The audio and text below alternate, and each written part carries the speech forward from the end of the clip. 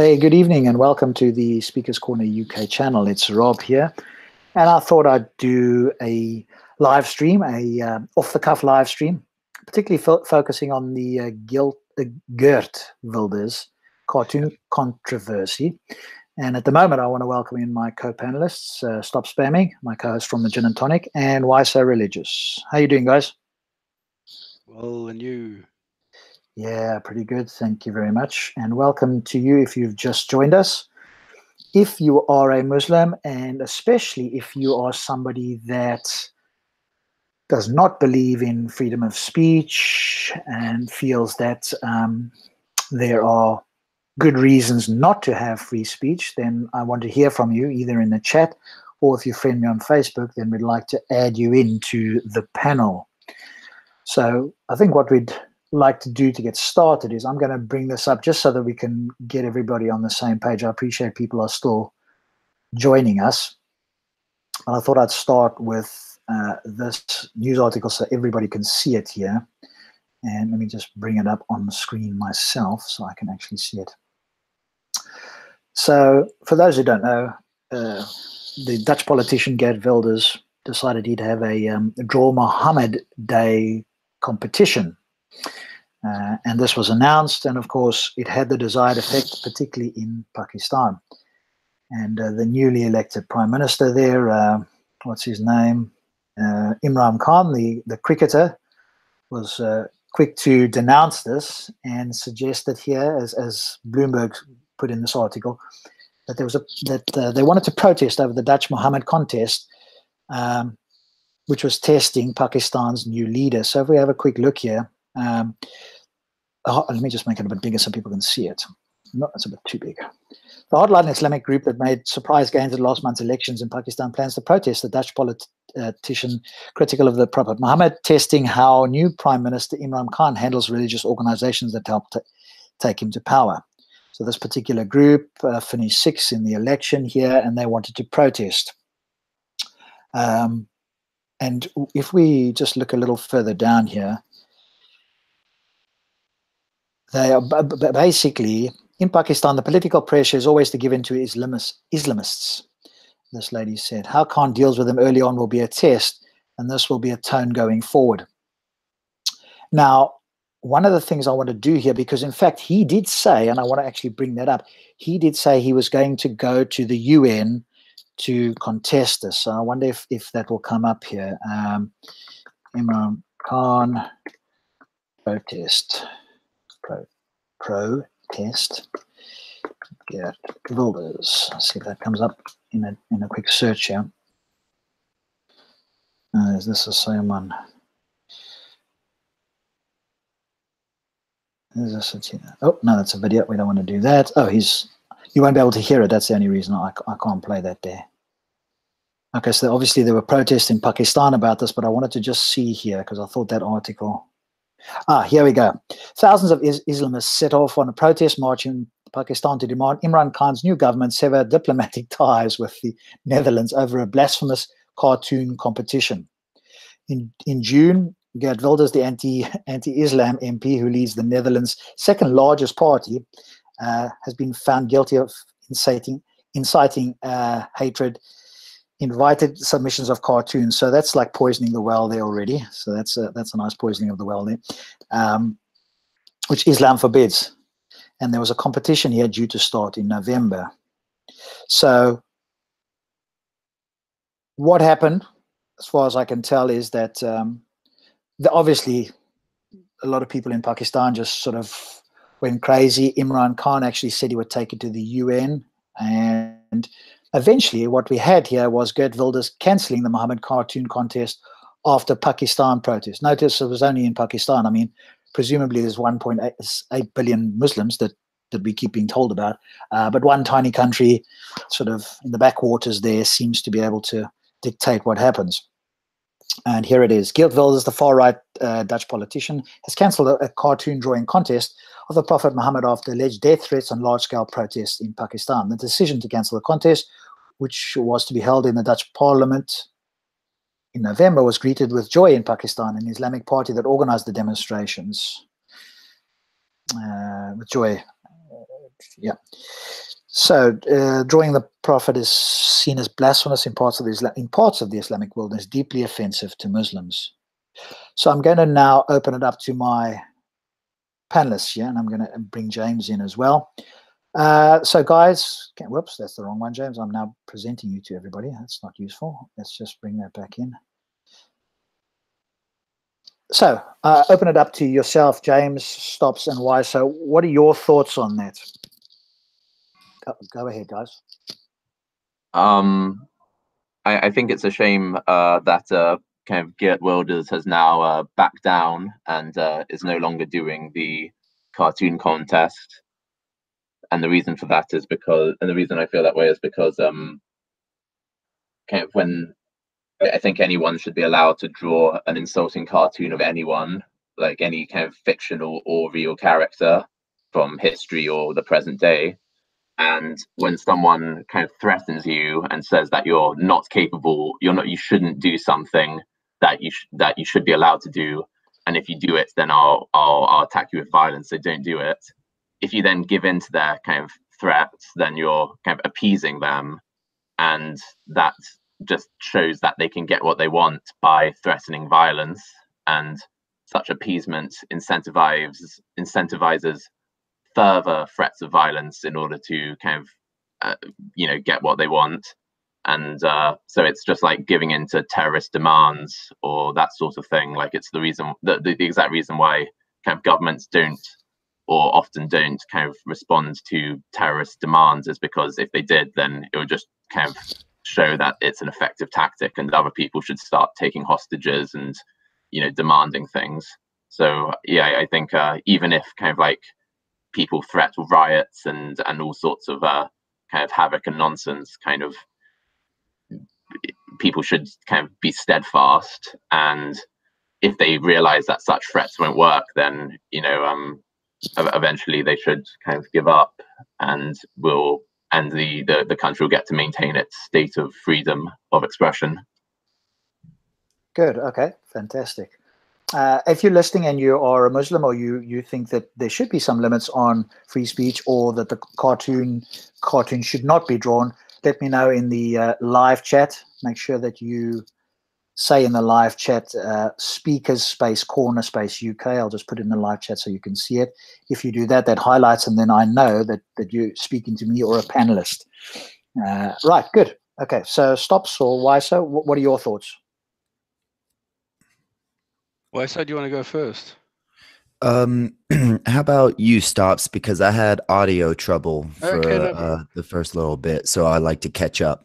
Sure. Sorry, I had you coming in and you were muted. I didn't unmute you, so there you go. Go for it, Stops. Okay, I am of a totally different opinion. I think it's actually quite a clever move, because number one, he has made his point that there is such an issue as drawing Muhammad. Number two, he's made a point that this is something that a lot of followers of a specific ideology don't want others to do. In other words, he has put the finger in the wound, shown that people want to restrict free expression, then shown what will happen if we do appease those who constantly demand that free speech and free expression be curbed or curtailed or limited or whatever you want to call this. So he is showing exactly what will happen if we appease them all the time. And that is, all these things will be cancelled. We are no longer allowed to do that. So I think from a marketing perspective, it's actually perfect. It's actually the right thing to do. And that is to cancel the whole show after having tried to do it. So yes, that's a very interesting perspective. So as you say, if he's doing it from a political point of view to highlight this whole thing, then from that point of view, it's been very effective. Cool. Why so? What's your thought? I think it's kind of like we should maybe do a draw Muhammad contest, but in a non-offensive way, in the sense that, like, have people draw a set of hands and then right beside it, draw a set of hands, and just right over it, not Muhammad's hands. And then on the second picture, Muhammad's hands. And then you could see like that there is no defining how offensive drawing Muhammad is. You know, I think of it as, if people are going to get outraged about drawing something, let's go to the least extreme first and see if there's a spectrum that we can work within, because I don't think there is with Islam as far as drawings.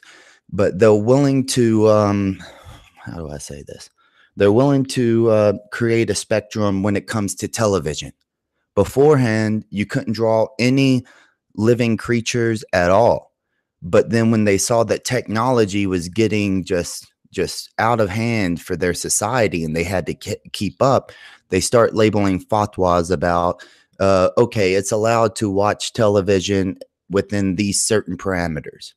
And so we really need to see if they're willing to make new fatwas about stuff that isn't offensive, but just makes people think inside their own religion. We can't fix their religion from the outside. And I don't really believe a lot of Muslims can fix it from the inside. All we can do is show them that not everything the West does is meant to be offensive. It's meant to bring the question. Yeah, so it's meant to sort of bring something up for discussion. And I guess that's part of the point. So maybe I'll ask, you know, going back to James and Stops as well, and we'll come back to why so again. Who determines what's offensive? I mean, how do we determine this? Is it the case that, let's say I play devil's advocate for a moment, we don't have a Muslim on or somebody that's got a counter view in the real sense at the moment, but if a Muslim came to us here in the panel and said to us, hey, you non-Muslims, all we're asking is don't draw Muhammad. That's all we're asking. Everything else you can do, well, no, you can't probably. Well, maybe you can. I mean, drop a Quran on the floor in speaker's corner. Let's just say from a drawing point of view, you can draw anything but Muhammad, and that'll save lives. It will, you know, everybody will be a lot happier. And it's just Muhammad. It's just one guy that we feel like is like our mother. What would be your responses, James or Stops? Yeah, I think my response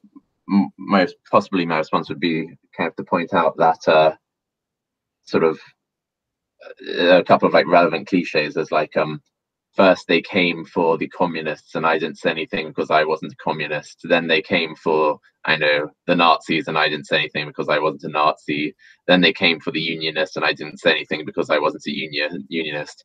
Then they came for me, but I know there was no one who said anything because or something along those lines. But yes. Basically it points out that kind of it's so easy for kind of a slippery slope to happen, and kind of your rights don't get infringed kind of very often all at one go. It's normally done gradually, and you know, in order to kind of assert those rights, you need to assert them kind of at the fringes as well. So obviously, like, there isn't any intrinsic value, or there might not be any intrinsic value in just insulting kind of Muhammad.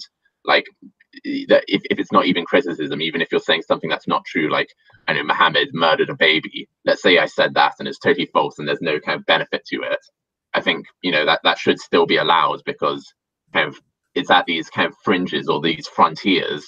Like, you need to sort of conquer the frontiers before you conquer the capital. Is part of the process. So if you don't want your country to be invaded at all, you want your country to remain pristine, and you want to kind of maintain your freedom and so on, you need to defend the frontiers, which you might say, well, who cares about the frontiers? They're a bit rubbish and shitty. But like, if those frontiers get conquered, then like gradually other things will get invaded and conquered as well, and you'll start losing ground more and more.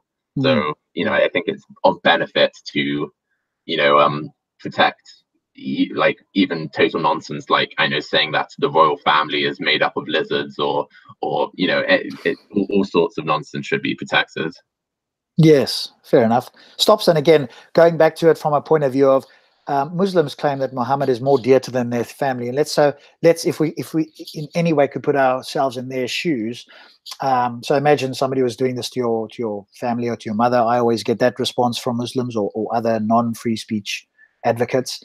If we put ourselves in their position, I mean, look, it's just one guy that they feel deeply, strongly about, like your mom. Couldn't we just let off Muhammad? We can talk about Allah and say he's gay, for example. Maybe they'd give us that. Maybe they wouldn't. Who knows?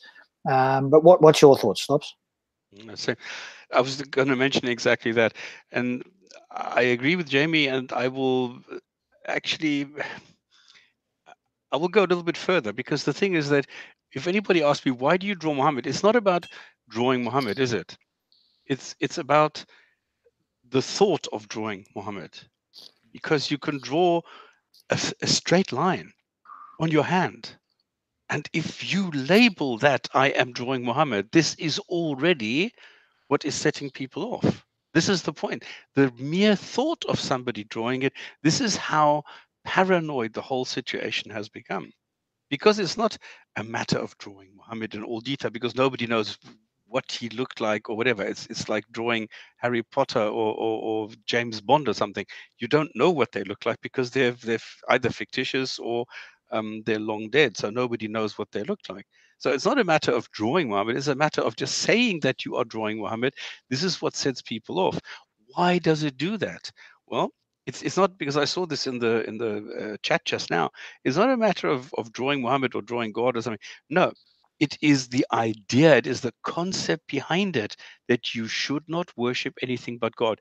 You should not worship Muhammad. You should worship Muhammad, but you should not worship him. This is the this funny thing that people don't get, this dualism, that you're supposed to worship Muhammad and take him special and have him in your heart and the most valuable person on this planet, but at the same time you should not worship him the same way as you worship a god, and therefore you should not in any way elevate Muhammad to that level.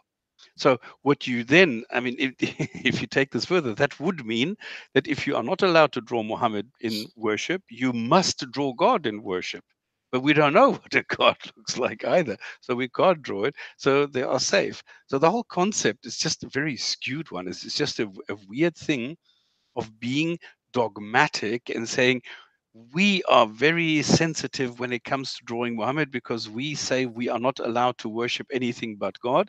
If we draw something, we might be sidetracked, because look at the way the Christians do it with Jesus. They suddenly start worshiping Jesus, and lo and behold, they suddenly start worshiping Jesus's mother Maria. So to avoid this and to stay true to this monotheistic idea, they are saying we need to somehow focus everything on God, and therefore it is strictly prohibited to draw anything that is human. And there, Muhammad is the number one thing. Do not go and worship. I mean, everybody goes and violates those rules, because they go to the cave, they go to the grave, they have a hair which they say is of Muhammad's beard, and they have a sword which says this belonged to Muhammad. And so the whole thing is just stupid. Well, there's two quick things, and then we'll move over to why so. One is with regards to the Christians, obviously they believe Jesus is the Son of God, whereas Muhammad was just a prophet. So maybe the Christians will push back and go, well, we worship Jesus because he is part of, or God, or whatever terminology they want to use, whereas obviously Muslims don't do that. But they would also probably respond to you and go, hey, we don't worship Muhammad. We love him like we'd love our family. We don't worship our mother or our father, so we don't worship Muhammad, but we do worship God. But we wouldn't want to draw my mom or my dad, lest I draw them in a way that's unfavorable. So that could be two responses that Muslims could have. Well, one Muslim, one Christian. Why so? Your thoughts on that, and then I'll take a question. I'll take a comment here in the comments, and we can go from there. I've also got some Facebook, and we've got some other things, so we'll see how long we run for. Go for it. Well, I would just say I think your first point or question was saying that, if Muslims come up and say, well, just don't draw Muhammad, that's the limit. How could we trust those limits? And because, even within the Muslim community, they always talk about Muslims leaders, not representing all of Islam. You hear constantly that the leaders of various countries that the rest of the world deem as Islamic countries, they try to battle saying, oh, those aren't true Islamic countries. So how would we be able to trust their general rules about drawing Muhammad and that that will be the limit. We don't. We can't take that as there's no. It's like when the Pope says something for Catholics. For the most part, the Catholics tend to agree with the Pope. Now, he has gotten into a little bit of trouble here of late, but that's a little bit different. Okay, that's a lot more to do with actions of people and him hiding it. And then I would bring to I think it was in like 1970s. There was a movie called The Message from America, and it didn't show Muhammad. Muhammad didn't speak in it. But what happened? There was a terrorist attack in Washington, D.C. just because the concept of Muhammad in film was something that they could not take. They refused to handle it appropriately. And then also to get back to this thing about drawing and worship, my personal opinion, if you fear worshiping something, you already worship it in a certain way. Okay, especially when you think that Allah constantly says to fear him. Okay, and if you're fearing the concept that if you see a picture of something, you're going to start worshiping it, then to me, you already have the fear that Allah is talking about in worship, and that you're just you're propagating that in your mind, that you're so scared that you're worshiping a concept that that if it's presented to you, you know that you're so weak, you're going to do it. That's just my personal opinion on that. Cool. Okay, good. There's a question, well, a statement rather, and we get people to respond to this. One of the Muslim brothers in the chat there who might come onto the show, he was on once before, he's listening in at the moment. And certainly he's more of the idea that, you know, Islam is not a religion of peace, which was quite surprising and refreshing. But his comment was, Geert Wilders wouldn't last long in Pakistan. And I want to open it up to the panel, start on James, and we go sideways again. What does that say about this, A, the state of Pakistan, or B, the state of the world, where, you know, somebody wouldn't last long in a particular country for saying something? To be fair, like, I guess there are plenty of other kind of countries in the world where if you say something unpopular, then you won't last long there. Like, it's quite a kind of unique, it is quite an unusual ecosystem where kind of people can respect free speech and freedom of ideas, such that kind of you can be safe saying almost anything you want about either the government or kind of any other religion, or really, or even kind of any group of people. Kind of lots of other countries, you'd be safe if you kind of unsafe if you offended people. But, you know, it's obviously a bad thing. Like, you know, you should be able to kind of criticize a religious, a historical leader, and yeah, it's crazy to kind of have the same amount of love for a historical leader you've like never met, or have more love for a historical leader that you've never met than your own mother. It's just like it's a kind of cult of personality that cults wish they could create. Like, they wish they could instill that level of kind of zealous devotion. Kind of they wish they could do that, and cults all over the world, like, kind of with some success, sort of manage to do that. Like, no, the leader, we must sacrifice ourselves to the leader, then we'll be taken to paradise. Like, then we'll be taken to the planet Zenu or whatever. It's a, yeah, it shows a lot of parallels in my opinion. Stops, your thoughts? Oh, he's there. I think he's unmuted. Stops, are you there? It looks like you've unmuted, but I can't hear you. Okay, you may well come back to us in a moment. I want to welcome Vidovitz. Vidu, how are you? Good evening, sir. How are you doing? I'm very good. Thank you for having me, man. Can you hear me? I can indeed. So your thoughts, I mean, you've come in a little bit later, so just a quick catch up from you. Obviously, you're aware of the Geert Wilders thing, correct? Oh, yes. I actually made a video on that whole thing. There you go. So if you can, I think I've made you admin. If not, I'll make you admin in the live chat, and to any of you other guys, so James, so I think Stops is. If you're not, just type something in the live chat. I'll make you guys admins, and you can post a link to your video. So talk about that for a moment, Vidu, and then we'll move on. Or if Stops is there, we'll come back to Stops and then go on to Wisa. No, can you hear this now? Yes, I can hear you now, yeah. Oh, okay, I don't know what happened. Okay, cool. It did the same thing to me earlier. Okay, you're all visible in the panel. You can all be heard by everybody. So, Vidi, your thoughts? I mean, you did do it. Give us for those people who haven't watched it, just give us a short summary of what your view is on that. Then I'll go back to stops. Well, first two things. One, give us a short summary of what you said in the video, short one, like 30 seconds, and then respond as well, if you can, to the comment, which is what we're talking about at the moment, which is Geert Wilders wouldn't last long if he went to Pakistan. Yeah. Well, the second one is, obviously wouldn't last long. He wouldn't get through the airport. Forget that. He wouldn't even make it through the plane. If he was on a PIA, Pakistan International Airways, who knows if he'd come out the other side alive. That's the unfortunate truth. And what does that say about Pakistan or the state of that country or whatever? Well, you see, the thing is, we have this, and I wouldn't, we have this thing in the West where we like to blame the leaders and say, oh, it's the corrupt leaders that make everything bad for people, and the people are helpless victims. That can be said for some things, but actually, in this case, if you look at the response of people, even what we would call moderate people who don't even wear hijab, Muslims who just like standard people, like there was this pop singer, in Pakistan on Twitter saying that anyone who blasphemes against Prophet should be killed. This is someone who wore hijab, like makeup, looked pretty, sings, dances. I'm not talking about the extreme mullahs here, right? I'm talking, because then you can say, oh, these guys are extreme, they're taken out of context.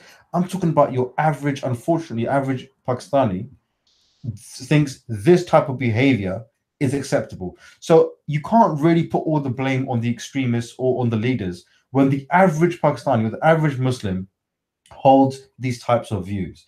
Now, the ones that are in the UK moderate their views, say, oh, well, we wouldn't have it in this country. And then you think, okay, they've got around that.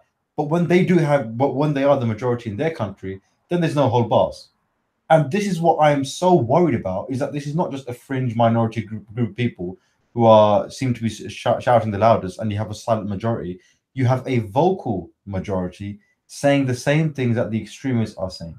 This is the real worrying thing, and this is something which we have to deal with and be honest about. Can't keep blaming leaders, colonialism. Imran Khan, I mean, there's so many. I was so hopeful when he came in, and I still am to some degree. Not with regards to freedom of speech or anything like that, but at least with the economy and corruption. But he was asked many years ago, what do you think of blasphemy law? And he said, oh, the real history of the blasphemy law, that it was put there by the British. And that's technically speaking true. It was put there by the British a long time ago. But there were many things that were put by the British, which you rejected. Why is it that it just so happens you haven't got rid of the blasphemy law? And also, but the British also put I think it was a crime against homosexuality or something like that. Like if you're caught having gay sex, then you get punished. Why is it just so happens that blasphemy and homosexuality punishments were not revoked by the Pakistanis? Because it happened to be in line with their views. So stop blaming everyone else for your own view. Stop playing the victim card. Take responsibility for your actions. And again, they're playing victims. Someone in Holland drew a cartoon of my prophet. I'm outraged. I'm going to cry. I'm going to whinge. International blasphemy law. Go suck yourselves. Sorry, I didn't even say that. But yeah, that's basically, it's just really annoyed me. And then what Saudi have done today, saying that they're going to punish anyone who does satire by 5 years in prison. And I think according to one article I read, that the sheikh, the king, he said that he's looking for some cleric to give him the fatwa to say that, this punishment of satire can be punished by death. It's just crazy. It's seriously crazy. Yeah. Sorry, that's my rant over. Sorry. Okay, that was the short version. Okay, that good. Was the short version. Don't get me started on the long version. Yeah, sorry. All right, good. Let's go back to stops because he wasn't able to get in. So, with regards to Geert Wilders not lasting long in Pakistan, what does that say, or what are your thoughts on that? Well, I think it's a matter of leadership. I think if people are not allowed to say what they want, do what they want, and represent something, that means that the leaders need to tell them what is right and what is wrong, because they are the leaders. So they could, if they wanted to, influence people into saying, hey guys, listen, yes, in the past you were the standard, and I agree 100% with Vito, it's the same thing. Absolutely, but then it should be the leader who says, guys, that is wrong. I see the same thing in Germany, where Merkel, for example, is doing what she does best, and that is doing nothing. So the void that she is creating is very fast being taken up by the extremists. So now all of a sudden, you've got the lefts and the rights in Germany running the show. They are going into the cities and they are saying, this is what we want, and you just bloody well shut up. And I'm afraid the same thing is going to happen in Pakistan, where everybody said, well, okay, this guy is now an outsider. So he is going to be able to tidy up a bit, and he's going to make Pakistan great again and bring it back into a situation where it was like 10, 15 years ago. And now he's failing because he is not doing that. And I don't know what that means for the country, what that means for those people who see this as a sign of weakness and will be very quick to move in. Yeah, I think I did see something in the news articles about him being, and we read something briefly about it there as well, with the far-right party helping him into power. So now he's somewhat beholden to these people that got him into power. I mean, he doesn't have to be, of course, but as we know, I guess there's a lot of... yeah, sorry, just that point, just to make a quick point. You said that the far-right parties somewhat helped him or aided him in winning the election. The leader of the far-right party, whose name is Khadim Hussein Rizvi, issued a fatwa saying who you know, if there are any Pakistanis in the Netherlands, they should go and kill Geert Wilders. And he reaffirmed this, saying, yes, it was me. And he's in a crowd of, you know, people, followers, and they're all like, oh, wow, amazing. Oh, yes, yes, yes. This the kind of people that, you know, like you said, Imran Khan is beholden to. Or if he were to say, you know what, maybe we should just ease out on the blasphemy law, these guys would go nuts. And literally they can bring the country to a standstill, like they did a few months ago, or last year, I think it was, when Nawaz Sharif, the then president, he, you know, they didn't write the declaration of faith on one of their government papers to include the Ahmadis, because they obviously they don't consider them Muslim. So they said, if we don't write the declaration of faith, then this could also be more like a step to inclusivity towards the Ahmadis. These guys went crazy. They brought Islamabad to a standstill. The government had to apologize. Oh, we're so sorry. It was an error. It was a misprinting thing, and da-da-da-da-da. So, you know, I don't know what to say. So it runs a bit deeper. So I stand corrected. Thank you. Okay. Yeah, it's crazy. These guys are crazy. Cool. Okay, let's... I'll welcome in TJ. I want to go to Weiser first, and then we'll go to TJ. So I want to keep it on the point so that we try and keep to a point through the panel. So Weiser, did you comment on the you know, if Wilders went to Pakistan, this is, you know, he wouldn't last long there? Well, my thing is, what makes that guy thinks that he would want to go there? You know, like, and because that guy's view, if it's the same guy who was on here last week, I think it was, Go Live Media, who said that, his views align almost exactly with what Pakistan pushes. You know, as he was the one saying, no, it's not a religion of peace, you know. And what I would say here is, all these people want to talk about refugees and stuff. Obviously, those people in Pakistan, they obviously realize they can't keep surviving there, because they're fleeing there in massive numbers. Like I have right here from fullfact.com that 123,000 refugees in the UK around 2015. And then it says almost 90% of the asylum seekers are from Asia and African countries. The top 5 are Iran, Pakistan, Iraq, Afghanistan, Bangladesh. So obviously, why don't you ask these Muslims, if you believe that they're true refugees and asylum seekers, ask them why they're wanting to flee. You know, if where are they fleeing to, did you say? This was for the UK. Okay, straight to the UK. Okay, gotcha. Yeah. I figured I'd keep it to y'all, because the panelists are mostly, you know, from there, it seems like. So what I'm saying is, use your own question to your own community. Okay, why is it that these people, these Muslims, are wanting to flee? If you actually because that's easy. Why so? I mean, you've probably heard it before. It's the West that's bombing and undermining all these countries. And I was about to West, cover that. It'll be a great country. I was about to cover that, and that's the whole issue here. It's like, if I blame but a country for all my problems and I want to move there, either I feel like I can change it or I feel like they can provide me a better life. Which is it? If you really believe that these are asylum seekers and that they just want to leave these countries like Pakistan, you can't really blame the West for bombing Pakistan. Okay, you can't.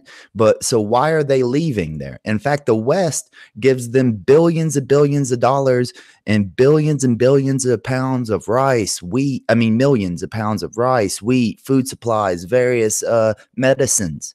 Okay, because the West has this concept that we can make Islam change in its ideology by being good to them. So why do they keep fleeing? If you're asking why, if Geert Wilder couldn't survive in Pakistan, why can't Pakistanis survive in Pakistan? Why do they have to leave? I guess we can ask Pakistanis. We might have one coming on in a moment. Okay, good. I want to welcome in TJ as well. TJ, your brief thought, and then we'll move on. Don't know if you've been listening. There you go. Yeah, I don't know. I mean, if this thing does get passed, I mean, we're all going to be in big trouble, because it's going to start with that, and then other things are going to creep in. It's going to start with satire, comedy, depictions, and then it's going to move to films. Who knows? Maybe to poetry. Like if you write poetry against Islam, I mean, where are we going to draw the line, and who's gonna make that line? Is it going to be the UN? Is it going to be a specific government? Bureaucracy? Who decides these things ultimately? And does anybody on this panel, feel comfortable, assigning this power to like the federal government? Because I don't. So ultimately, it's that if this does get passed, and if this, if certain countries do start, taking this, this approach, and then once the demographics start changing, it's going to be over. Free speech is going to be done. So, we have to fight this now. Or else, it's going to be over. Okay, good. Okay, so I want you guys to respond. Let's try and keep it short, keep it on the topic, guys, as much as you can. Focus on the question in your mind and answer the question specifically so that we can get through everybody and everybody's got a chance, because I'm going to bring in, I think, one or two people that have a disagreement with us, and then obviously we can open it up to, more of a discussion format. So one of the speakers said, UK, there is no such thing as hate speech. It all falls down into what we known as freedom of speech. Okay, so that's fine. I mean, I think that's actually a point for us. So the person who's going to join us, just a general comment here, and then James, we can start with you and then open it up to each person. So you're saying slander is okay too. So if we basically the comment is, hey, if we're for free speech, are we okay with slander? So James, if you want to pick that one up. It's a hard question to answer briefly, but basically, I acknowledge our slander laws are kind of some of the most generous in the world, and that people kind of, if they want to win a slander case or a libel case, they will come to the UK specifically for tourism to use our law courts. So our slander laws are kind of too active. Ideally, I'd have it so. I think, yeah, we at the state societies in at the moment, slander laws produce a good have a benefit to them, but like that still wouldn't kind of that doesn't really have thorn in our sides though, because kind of we can draw satire or cartoons of Muhammad that are about things that are factually true, so we could like make fun of him taking slaves or something like that, and that wouldn't be slander. So So, but I guess the question is for the panel though, is slander okay? If somebody said you're a pedophile supporter, James, or anybody else on the panel, would we be okay with somebody saying that? And if so, or if not, what would we do? In my ideal okay, so let me qualify. Sorry, James. And let's say we're talking about Speaker's Corner or on the freedom of speech environment, so that we're clear about where we're talking about this. I think ideally slander should only apply to like the government or newspapers or other things that are official and which kind of the public should have trust in. So if like a newspaper prints something untrue that they know is untrue, then maybe they should be legally punished. I think that would be okay. But if like if like just a sort of member of the public says like, oh, I saw him like piss on a grave of like the Queen or something, then people shouldn't like, there shouldn't be a need to punish him, because people shouldn't believe some claim until and act on their belief of that claim until they see some evidence for it. Yeah. Okay, good. Stops. So your response to are we okay with slander as well? Absolutely. Well, I'm not an absolutist in many things, but I think free expression, free speech, we should not have limits on that. We have, well, laws, libel laws, slander laws, where it goes into the criminal. So those exist. So we don't need anything over and on top of this. So we are good to go when it comes to stopping anything that actually does create any kind of damage to another person, and we do not need anything else. Yes, I agree that there should not be any limit. And people coming to me say, yeah, but the fire in the... Fuck that. Yes, we are allowed to do that. I am for responsibility. I am saying we should take responsibility for what we do. If somebody screams fire in a theater, then I should first check, is there really a fire? And I shouldn't just go and bolt outside just because somebody screams fire. Then it's my own stupidity. That is the way that I see it. And I see our Kenny, I don't know what to do with this guy. Because he says, you guys sound like you are scared to death. Yes, Kenny, that is the point. I am scared to death. I am afraid of Islam. I've said this so many times. I am here in self-defense. And he says, you sound as if you are in fear that your freedoms are going to be taken from you. Yes, for fuck's sake, what really are. Don't you understand? They are already being taken away. And there are more and more Muslims who demand less and less freedoms for non-Muslims. Can't you understand that? You sound like you think there are Muslims hiding under your beds. Exactly, that is what is happening. We are scared of Islam. We are afraid of... He called you an Islamophobe, by the way. Sorry? He called you an Islamophobe, by the way. I mean, yeah, he says you sound like Islamophobe. What the fuck is an Islamophobe? I mean, how many times do we have to explain to you Islam is an ideology and a phobia is a brain malfunction? So why are you calling Islam a brain malfunction? I don't get it. I don't understand it. It is beyond me. You have been asked 1,000,000 times to define Islamophobe. You have been unable to do so. You always come back with anyone who doesn't like Islam, Muslims. No, that is not the case. We are here not to criticize Muslims. Fuck, I don't know how many times we have to say this. We are criticizing the bad ideas in Islam. A bit of a diversion there. Stops got caught with his. Yeah, it makes me so mad. People like this come in here and they say, "Well, I have a title. I am a muja something, and you have to go and respect me." No, fuck you. You're an idiot. You're just a clown who comes here and you bring your stupid ideas here saying, well, I'm a Muslim and I know better than everybody else. And anybody who opposes me is and then you come up with some word that nobody understands. And this is what and I'm speaking for everybody who is a non-Muslim now, that what everybody who is not a Muslim hates so much. And this is the problem. People like you are not the solution. You are the problem. And it's unbelievable why you can't understand that. Okay. May I just say something real quick? I've always considered, and I actually talked to Kenny about this last night when he called y'all Islamophobes, and I said Islamophobia. Okay, I don't want to go to Islamophobe at the moment. We're diverting this. Stops. This is your fault. I'm sorry. Yeah, I know. I did. I just saw the comment, and let's go with the slander. So you've mentioned it. Okay, TJ. We've got Go Live Media, who is a Muslim, and we will come to you in a moment, Go Live. So just hang fire. TJ, your quick thoughts, because in fact it was Go Live himself, and he can respond to this. TJ, your thoughts. Are we okay with slander? If we're okay with freedom of speech, are we okay with slander? I mean, I honestly don't really give a shit. I mean, I've been called everything in the book. I get messages on my YouTube channel all the time. Call me a racist, call me a Nazi. I guess what the question is not so much what you've been called, but are you okay with it? Is it okay for people to, quote unquote, in inverted commas, slander other people? Does that fall under freedom of speech? And when we talk about, remember what we're talking about with freedom of speech, I'm thinking specifically, and I want us to focus on so we don't get a digression here. Imagine somebody walks up to you, you were in Speaker's Corner, and somebody says X, Y, and Z. So that's what we're talking about for the sake of this discussion, so we can keep it clean in the sense of focusing on one particular place, which is Speaker's Corner in London. Should it be okay to slander somebody there? Yeah, I mean, I don't care about that. Slander doesn't really matter to me. So I guess that would be protected. I mean, if somebody's calling for my death, then we're talking about something different.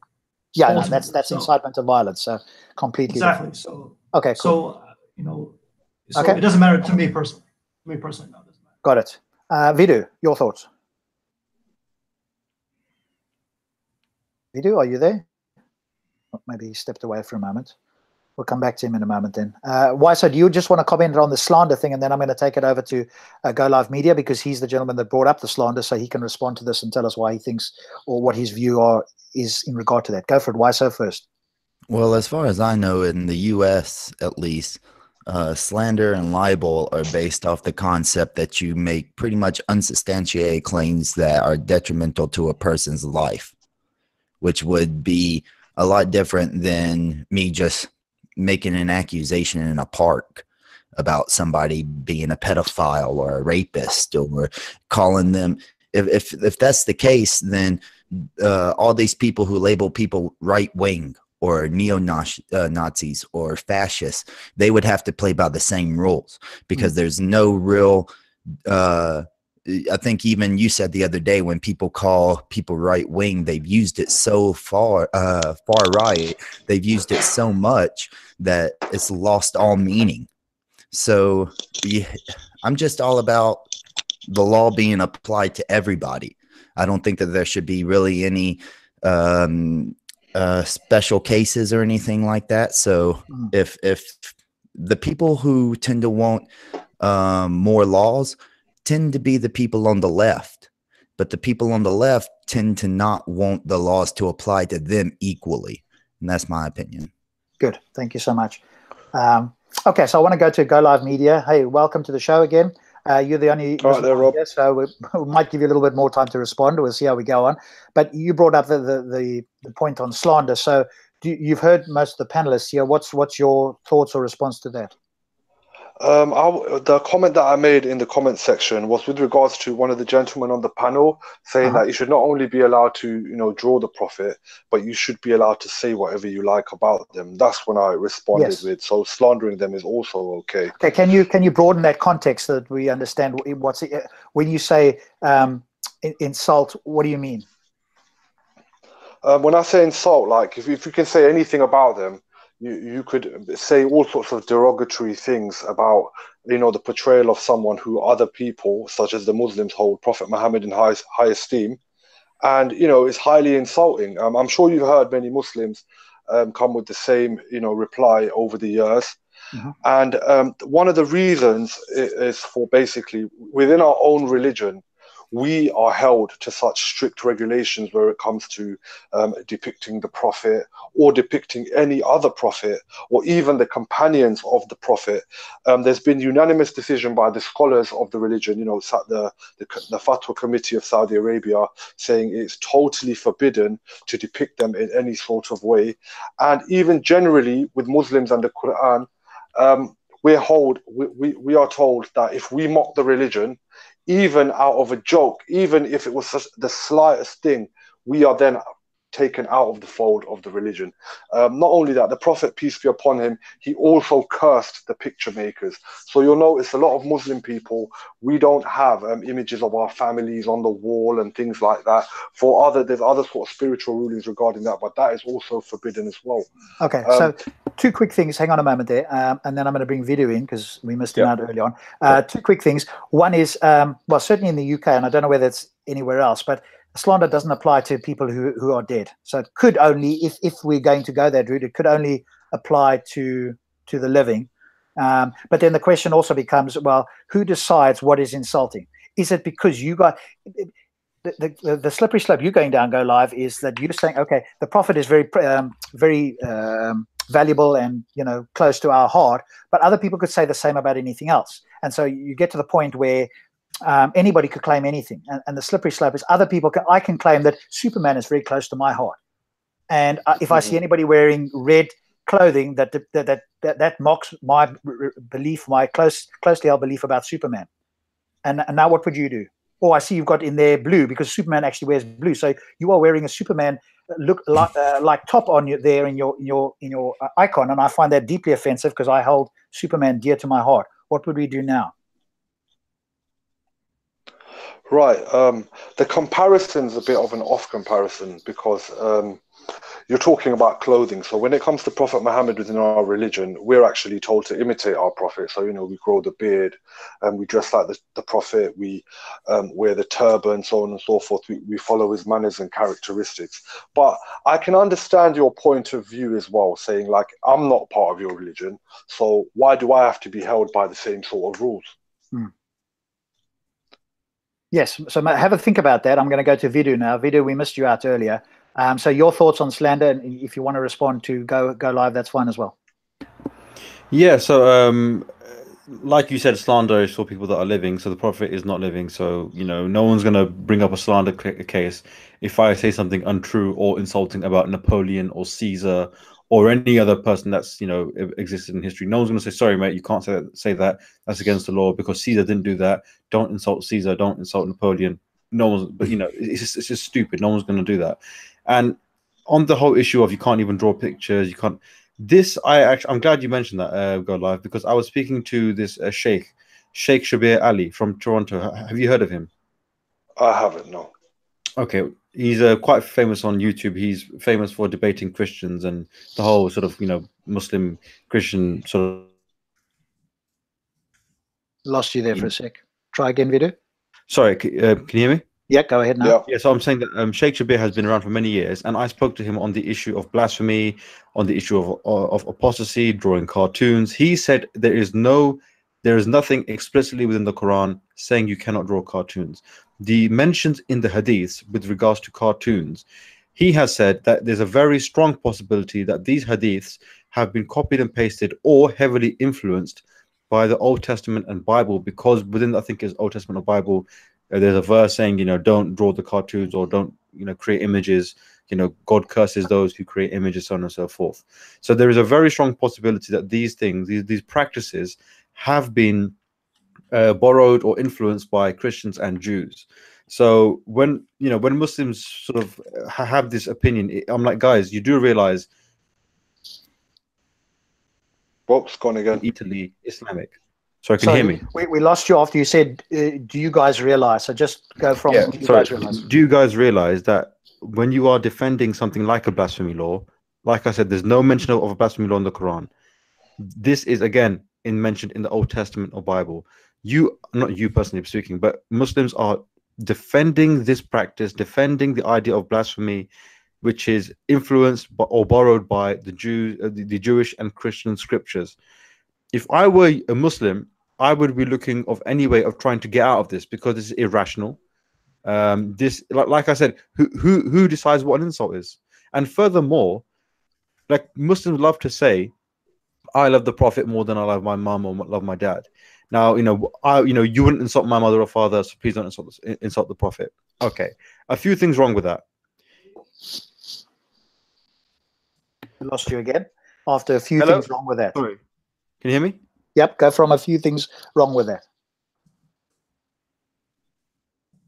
Yeah, so what I would say is that if, like, I would not go around insulting, you know, Rob's mother or father or anything like that. But if Rob's mother or father happened to be the prime minister or president of a country who is very influential and has an army and many people follow him and do literally everything he says, then I'm entitled to criticize Rob's mother or father, because it's not just Rob's mother or father. That person is in himself or herself is an entity who is a leader. And if you are asserting that I know the truth, God has spoken to me, he said X, Y, and Z, he said all these things to me, then I have a right and a duty to criticize you. If that means saying things that are insulting, then so be it. It's not just any random mother or father that I'm insulting. It's happened to, like, for example, people take the piss out of Donald Trump. Now he's someone's father. How dare you insult him? Don't you know that's someone's father? Because so what you're saying, Vidu, is that when they reach a certain level and they have some authority and they wield some power in society, then apart from anything else, it becomes fine, and they could be someone's mother and father. So there's also a difference in that respect. Don't insult George Bush. Don't insult Donald Trump. These are people's mother and fathers. Okay, you know, these are they have children who love them. They tuck their kids, you know, in a better, you know, to sleep. Why are you insulting them? Don't make fun of them. So this is what I'm saying. He's not just Muhammad, just some guy, someone's dad. He is a very influential figure who had power, who had an army, who had influence. So you have every right to criticize and ridicule him. That's what I would say. Good. Thank you so much. Go live. I'll come back to you in a second. I just want to add to what Vidu said. We'll go to you, then we'll go to Stops, and then we'll move down the line here so everybody gets in. Not only what Vidu said there, but also nobody else is claiming that George Bush, Donald Trump, or anybody else is a prophet and is bringing messages from God. So again, the prophet is in a unique position of Muslims are claiming that he's, you know, the person to be followed, that he's got these messages from God. So he's, in your view at least, and even if we had to compare them, he's above anybody else that lives today or has lived according to you guys. So he's in that position where, and I go with Vidu, the higher up you go in terms of your authority, you know, and so forth, and what sort of influence you have, the more you should be criticized, not the less. So can you speak to those two, and then we'll bring it over to Stops.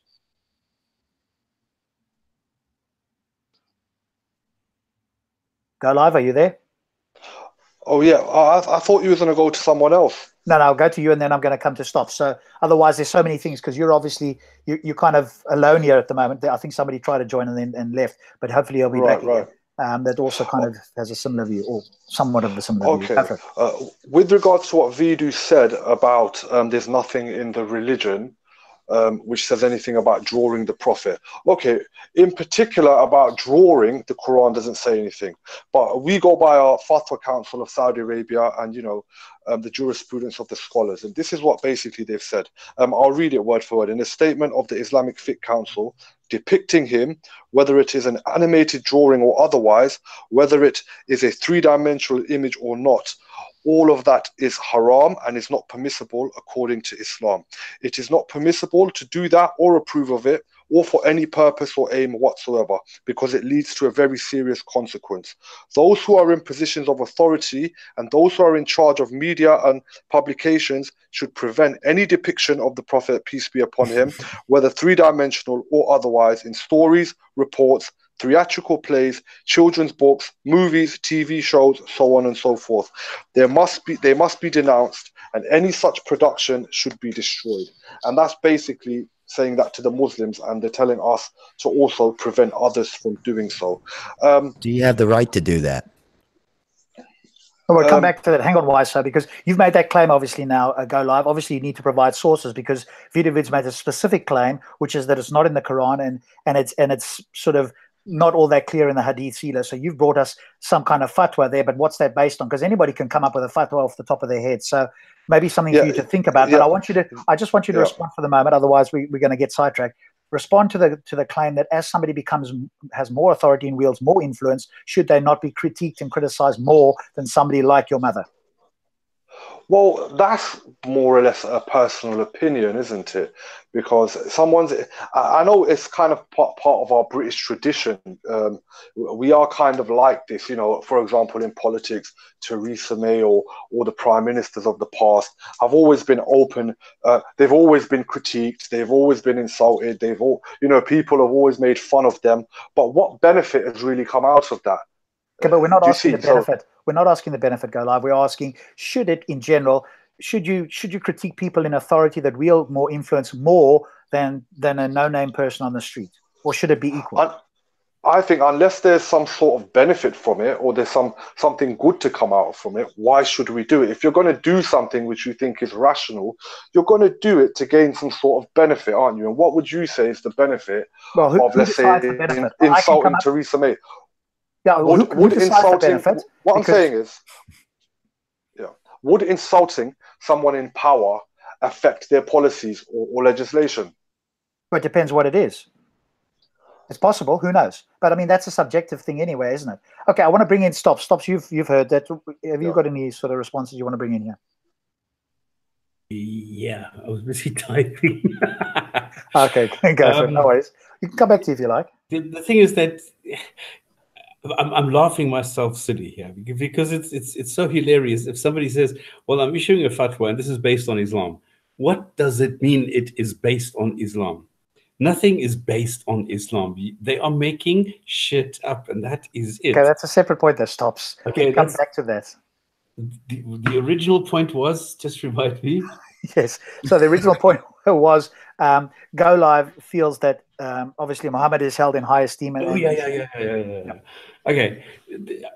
Yeah, and I actually had a response, which is, well, I can say the same about Captain Kirk. So I'm not going to treat Muhammad any different than Captain Kirk. If I hold Captain Kirk in high esteem, I can still criticize him.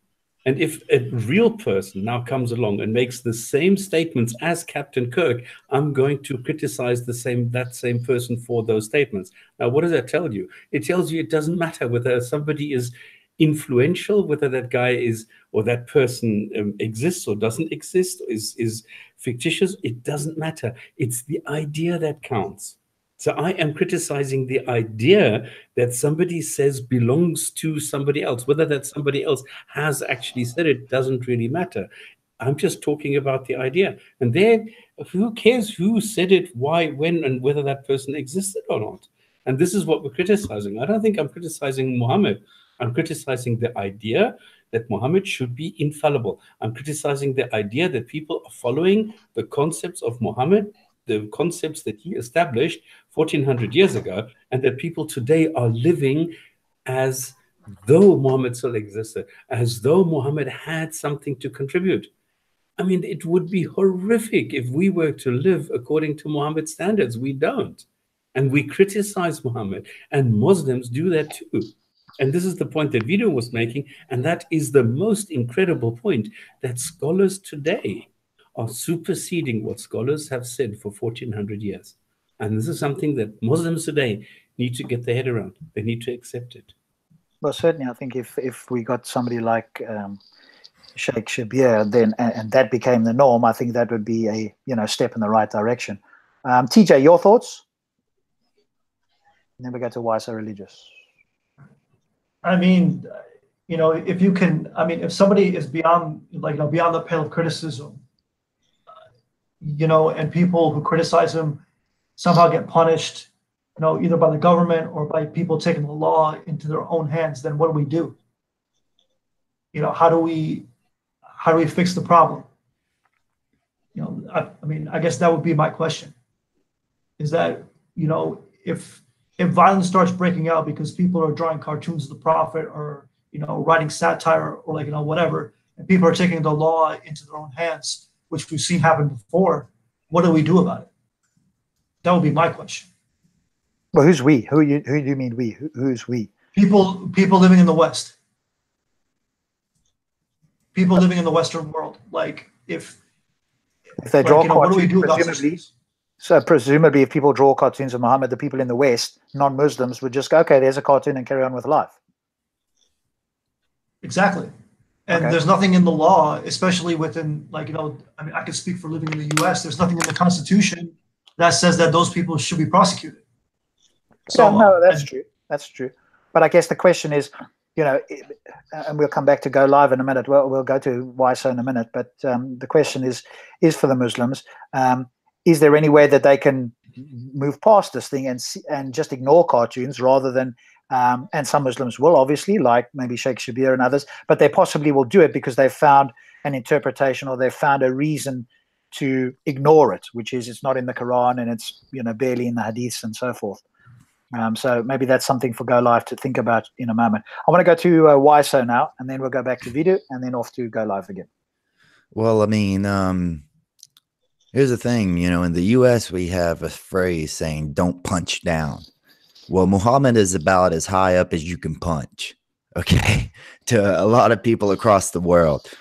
And to me, if you're trying to say that I can't take on a person because your religion says that I can't, then to me, that shows the weakness in your religion, to me, or your beliefs in general, It's, And I would even put it such as this. If the hadith where it says that Muhammad says you must love me more than your family turns out to be a forgery, that it was actually faked and made up, then you wouldn't have the belief that you have to have Muhammad above your family. Okay? So to me, the whole thing about religion is you only believe it because that's what's instilled and taught inside of the religion. Yeah, but that's kind of a truism, though, isn't it? Why? Because they obviously believe that if it wasn't there or it was shown to be wrong, presumably most Muslims would go, okay, that was wrong. Maybe they weren't. I don't think they would. Maybe it would take a generation or whatever the case is. But you're right. I mean, but it's a true statement, as in like trivially true in the sense that they believe whatever is being taught to them or whatever they believe is in the book or whatever is allegedly Sahih or Hassan, they will take as that's the part of the doctrine. Okay. And I've posed this question to different Muslims. I said, because there have been hadiths that have been proven years later to be weak or forged that were formerly Sahih. So my question is always, how many of those fake, how many hadiths that are labeled Sahih, if they become fake, does it take before you just give up faith inside of the hadiths? And they always say never. So you could chop them up bit by bit, and then they would still say, oh, well, there's only one hadith left in history that's labeled Sahih, but we're still going to follow that one. And, chances are we're not going to give up the other ones. Okay. I mean, hold on to that. Maybe you can answer that later, Go Live. I mean, I think that's a slightly separate question. I want to keep it on the hate speech or the free speech and topics related to that. But that's one that you could possibly come back on. How many hadiths would it take for you to become non-Muslim? I mean, is there a limit? No, that wasn't what I was trying to get at. If it seemed like what I was saying was, if the hadith where Muhammad said that to love him more than your family turns out to be false, okay, turns out to be a forgery, where do you go from there? Do you still have to hold your opinion that nobody can slander him? If so, where would be the religious basis for that? All right, so that's the question, Go Live. Hold on to that. I'm going to go to video and then Go Live. Just, if you can, just remember that question regards why I did. Okay, video, over to you and then to Go Live. Yeah, I think the point, is it Wyso? Is that his... Wyso religious, yeah. I think actually that's a very relevant point, because that's the point I was making, and that's the point Shabir Ali was making, saying there is no Islamic ground for blasphemy, right? If someone blasphemes, God will deal with him or her in the afterlife, or after you die, whatever. Okay, fine. There is no punishment that the government can say, from the Quran or the Hadith, from an Islamic point of view, saying we need to punish this person because he insulted the Prophet. That there is no Islamic grounds for that. That is what he said. Now, that is precisely the point. Now, I can present, or Shabir Ali or whoever can present this piece of evidence to Muslims. How willing will they be? How willing will they be to accept such a tradition or such an opinion, given the fact that they now have almost obsessive or disproportionate love? Or I don't even know if you'd call this love. Because even I love my wife, but if you were to insult her, I still wouldn't want to kill you. This is sort of a sort of frenzy. When you insult the Prophet, people go crazy. This is not love. I don't know what the word is. But this reaction that you're getting. Sorry, what was that? Okay, no worries. Well, let's see what Go Live has got to say. So, two things, Go Live. Maybe you can answer the question from why so religious, and then maybe you can explain why there seems to be, from a non-Muslim point of view, this fervent protection of Muhammad. Something like love, but not love. Right. Okay. With regards to where is the ruling and the basis for this, the first fatwa that I gave, if you guys want to, check it and reference it, it's an end quote from the statement of Islamic Fiqh Council, 8th session, 6th statement. Now, what we're looking for there is obviously what is that based on, though? Because obviously they can say whatever, but if we're going to critique this thing and look at it, we need to know what that's based on. What are these, or what are they bringing in the Quran, and how are they coming to this? How are they coming to that decision? But okay, that's a side point for now. If you can find it, then pop it in the link in the side chat there if you can see it. If you're on a mobile phone, you have to back arrow, and then there's a chat section where you can pop a link. But I want you to respond, if you can, for me on the 2 points that's raised. One is, if it turned out that this hadith was not true, what would that mean for you? What would happen? And then what was the second one that sort of was relayed from Vidu? Can you explain the sort of fervent love / whatever relationship that Muslims have with Muhammad? Right. That because non-Muslims obviously find that rather unusual, to say the least. Okay. Well, it's actually tradition passed on through the ages. I'm probably going to sound like an extremist right now, but I don't really care. Well, if it's your true belief, that's fine. Exactly. At the conquest of Mecca, when the Prophet, peace be upon him, headed towards Mecca with 10,000 men, he drew up a hit list. Right, and there were even the what we call the famous assassination missions. So there were certain individuals who defamed the Prophet with their poetries. So, for example, there were these 2 twin slave singing girls that used to defame the Prophet with her songs. To kill these individuals. Lost you there. Try again. To the cloth of the Kaaba. There was another individual. Hello, are you there? No, we've lost you. Go live. You've gone completely silent now. I think I know what he was going to say. Say again.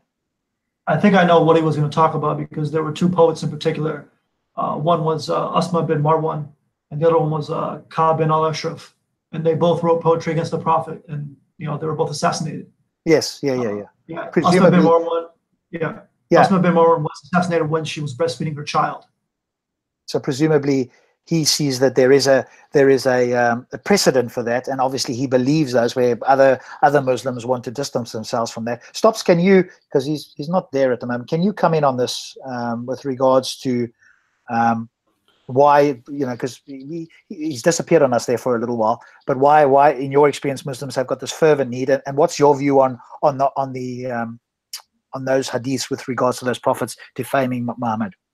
Well, it's part and parcel of Islam. This is what they're taught. This is what a child learns, that when you grow up in Islam, that Muhammad was the last messenger. And that, I mean, if you look at the role of Muhammad goes so far as to, Muhammad can actually forgive sins. This is as far as it goes in the Quran.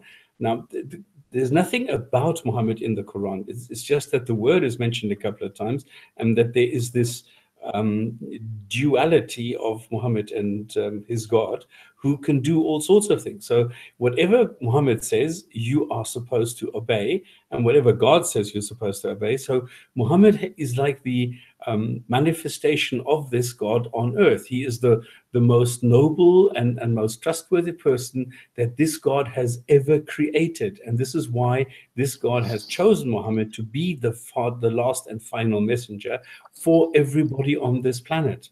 Yeah. And that is the whole status of Muhammad that is now being attacked by us, by making him like a normal human being. You can draw this person, you can criticize this person, you can do all these things to this person, which according to the doctrine, you're not allowed to do, which according to the dogma, you shouldn't be doing, because this is so special. So this is this enigma that you have, and this whole image built around Muhammad.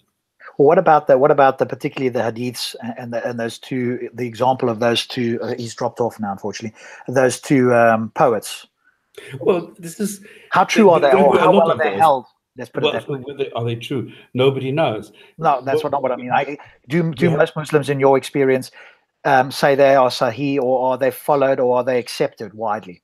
Well, this is the problem, because it's Muhammad here is not shown in a very positive light, because he's seen as a vengeful person, somebody who goes after his opponents and kills everybody who has ever criticized him. Everybody who has ever dared to say something against him has to go and be punished.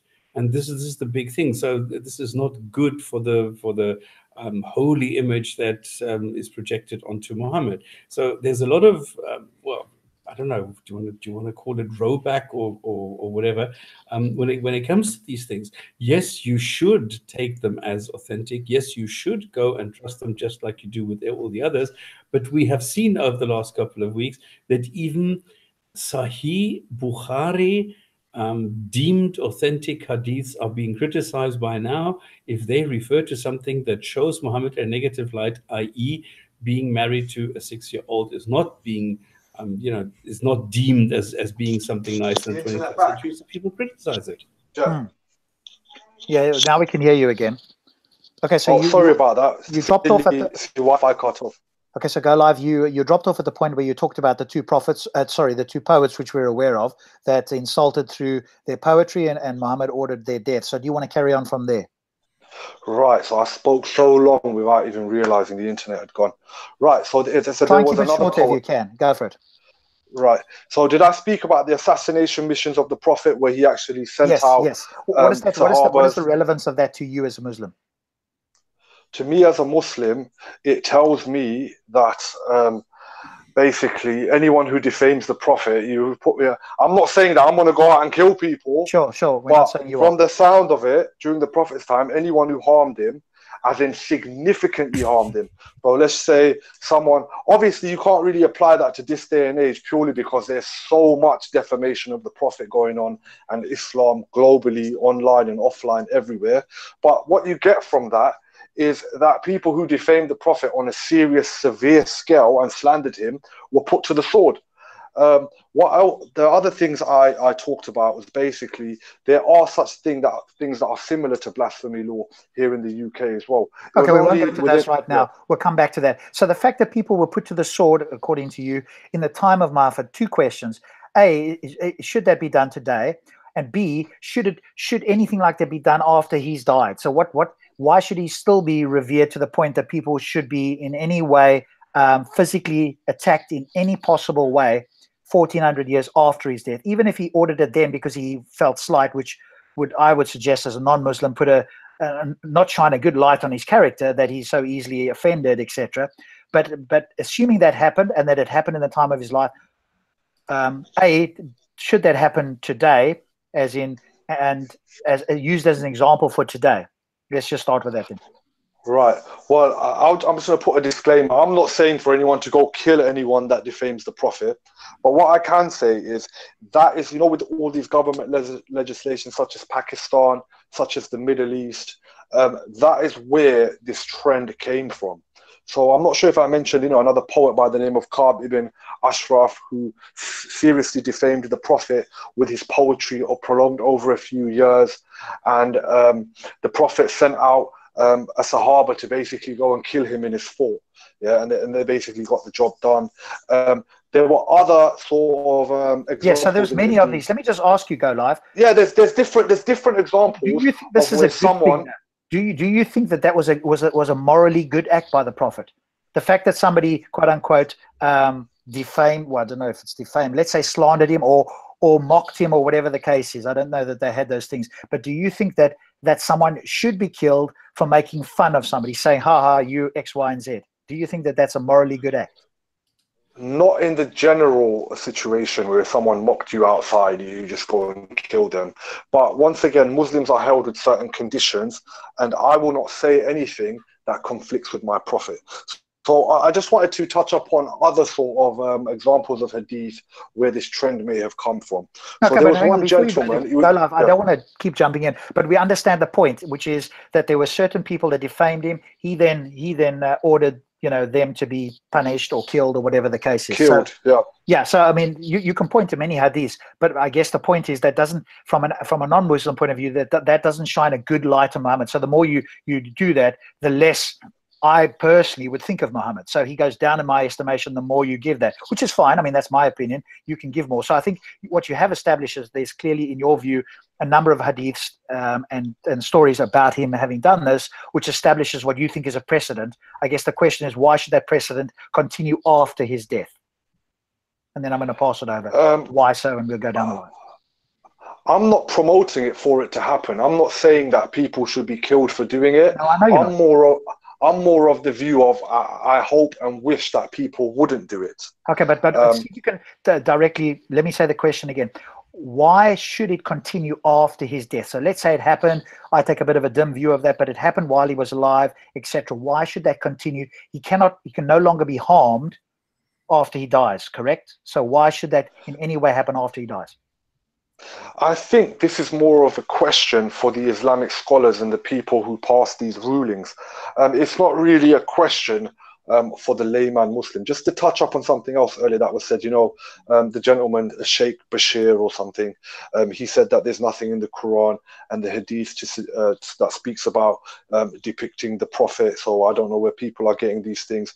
After the sort of Danish cartoon incident and, the other incident, Charlie Hebdo, from my own personal experience on a Friday going to the mosque, you had sort of Islamic preachers sort of changing their views. There's a difference of opinion within the ummah of the Muslims and the community. So what we were starting to get told in mosques in modern day, which you lot would probably favor more, was, you know what, don't let these people that are insulting the Prophet and the religion get to you, because the more you react to it, the more they're going to do it. And that's the sort of advice we were started to be given. And there's difference of opinion. It's like, for example, the Sunni and Shia divide. The Shia, they don't really have an issue with depicting the Prophet, the companions. They've depicted Moses, Ali. They've even recently released a movie that they depicted Muhammad, peace be upon him, but not from the front. You could see him from the back. But even then, they were shunned and they were told that this is not allowed. And so it really is. Well, a question. They wouldn't be on the call here then defending that, presumably. So we're talking about more the people who do not like this and would in some way want to restrict it. Okay, got your point. I'm going to move along the line, otherwise we don't get a chance for everybody. Okay, so we'll go along the line as I see it here. Why so? We'll go with yourself, Vidu, TJ, and then Stops. So try and keep it brief, guys, because obviously Go Live is going to try and respond to you afterwards. So try and make a single point that he can make a note of, a mental note of it, that he can respond to. So go for it, why so? If the Hadith about Muhammad, that you must love him more than your family, turns out to be a forgery, then what about the actions of Muslims? That's I don't feel like I got an answer earlier. So if the Muslims are using this as a reason to not like cartoons that are unfavorable of Muhammad, it turns out to be a forgery. What does that say about the past 1400 years and how Muslims have conducted themselves?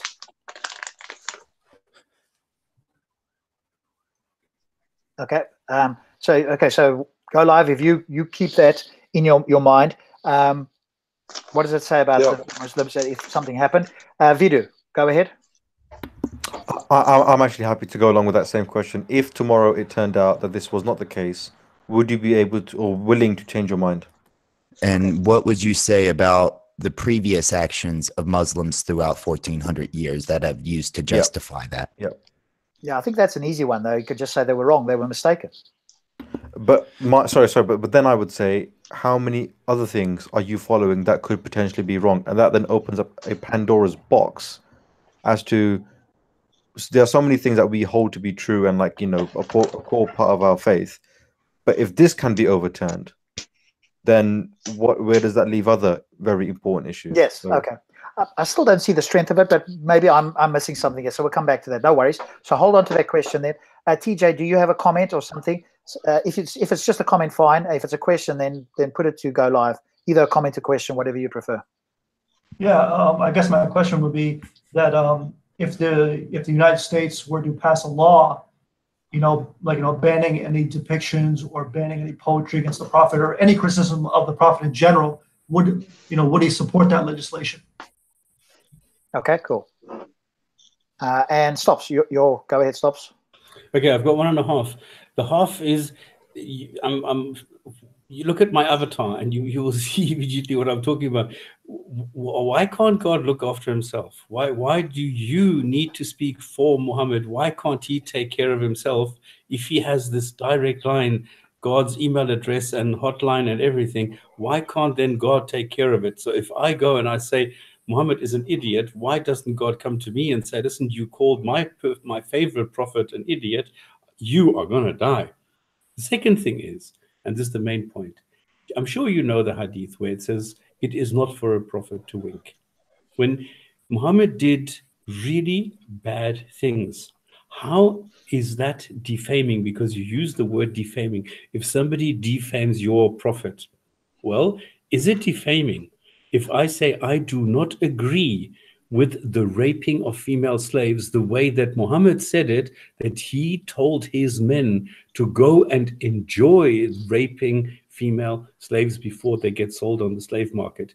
Is that defaming Muhammad if I say things like that, which are part of Sahih Hadith in Bukhari? Is that defaming Muhammad if we say something that is being taken from out of the Islamic texts? Okay, go live. If you go, you start there and we'll work backwards. Right. So start with stops and we'll work down the line.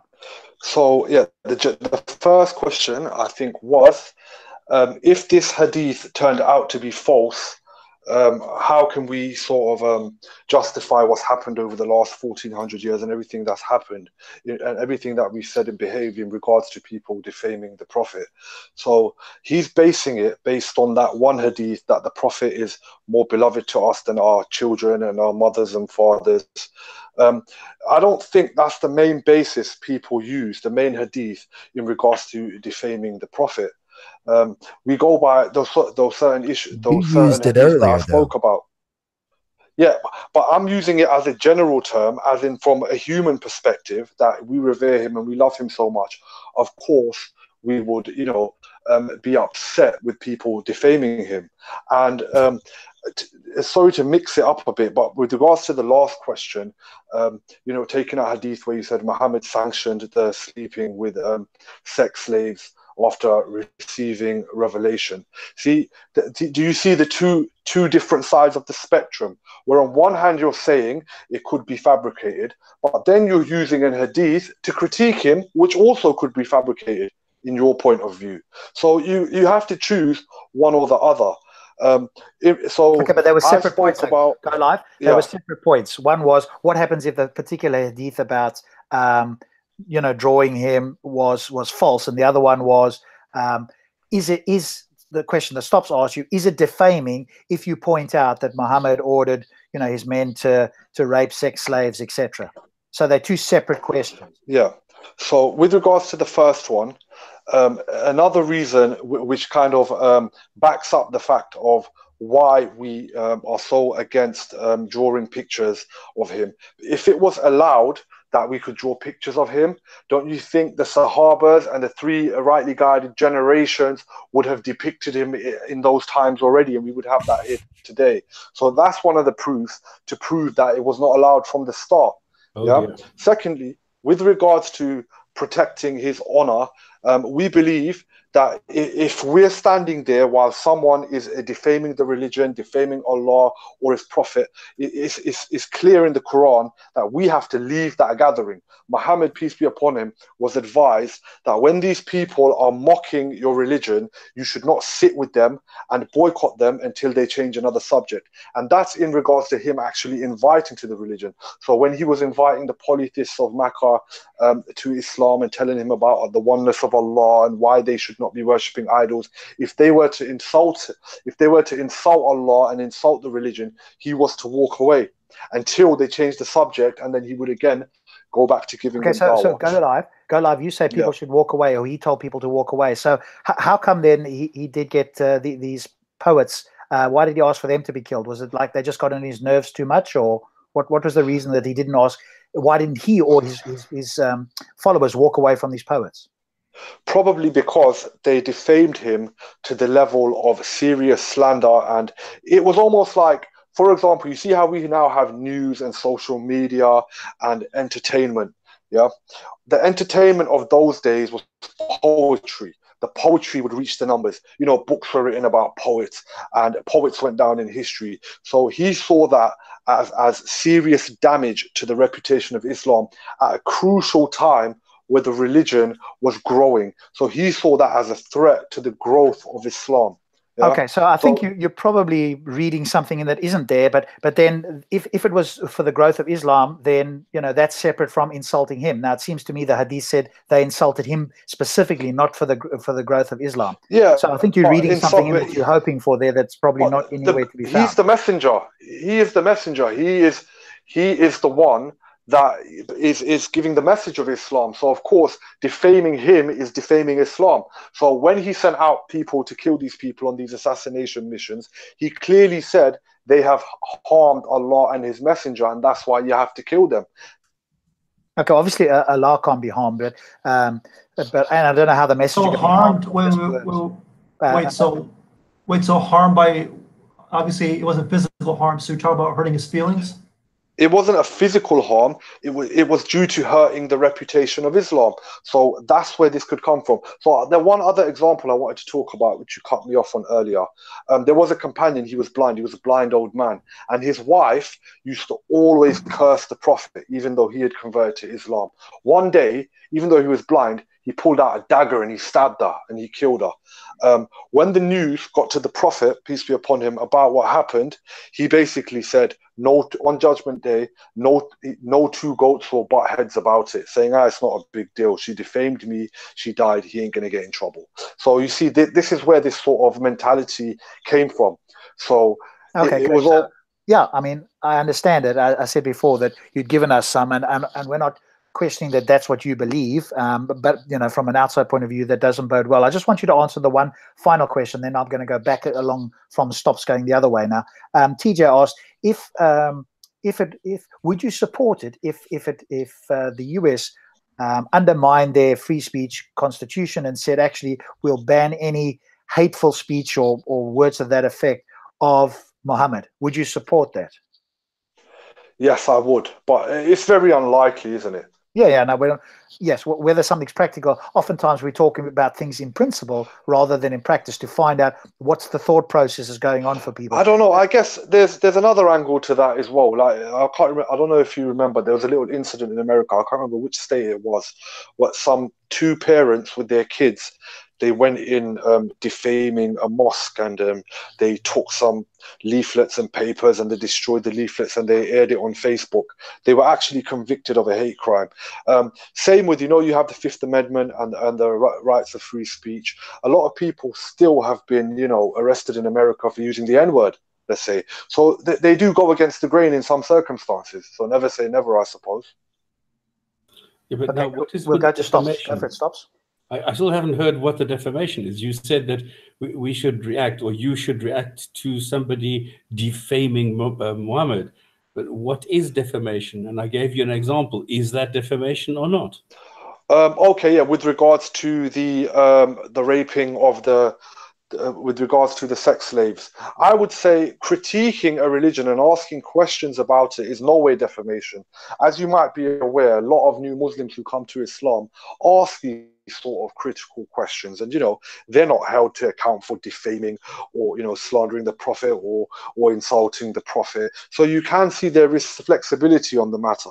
But like I said, when it comes to drawing images of the Prophet, mind you need to remember the context in which these pictures were drawn as well. Him with a bomb in his head. Sometimes they drew him in sexual activity with little bubbles saying disgusting things. So they were really vile and disgusting cartoons as well. So there is a thin line. So critiquing the religion is fine. Muslims can accept that. But when you're outright insulting and saying disgusting things, making up fabrications, that's where we draw the line, basically. So, hang on. Are you seriously suggesting that drawing a person is more vile, and I can't get my head around this, is more terrible than suggesting that raping women is okay and you should enjoy raping women, and that is okay, but drawing a picture, that's not insulting. But when you're asking that question, that's not insulting. You're critiquing and saying, basically, explain this.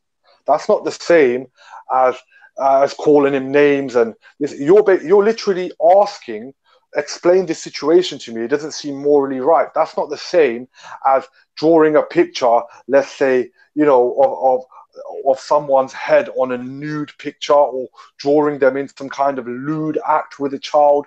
Those are that's defaming someone. See, there's a difference between the two.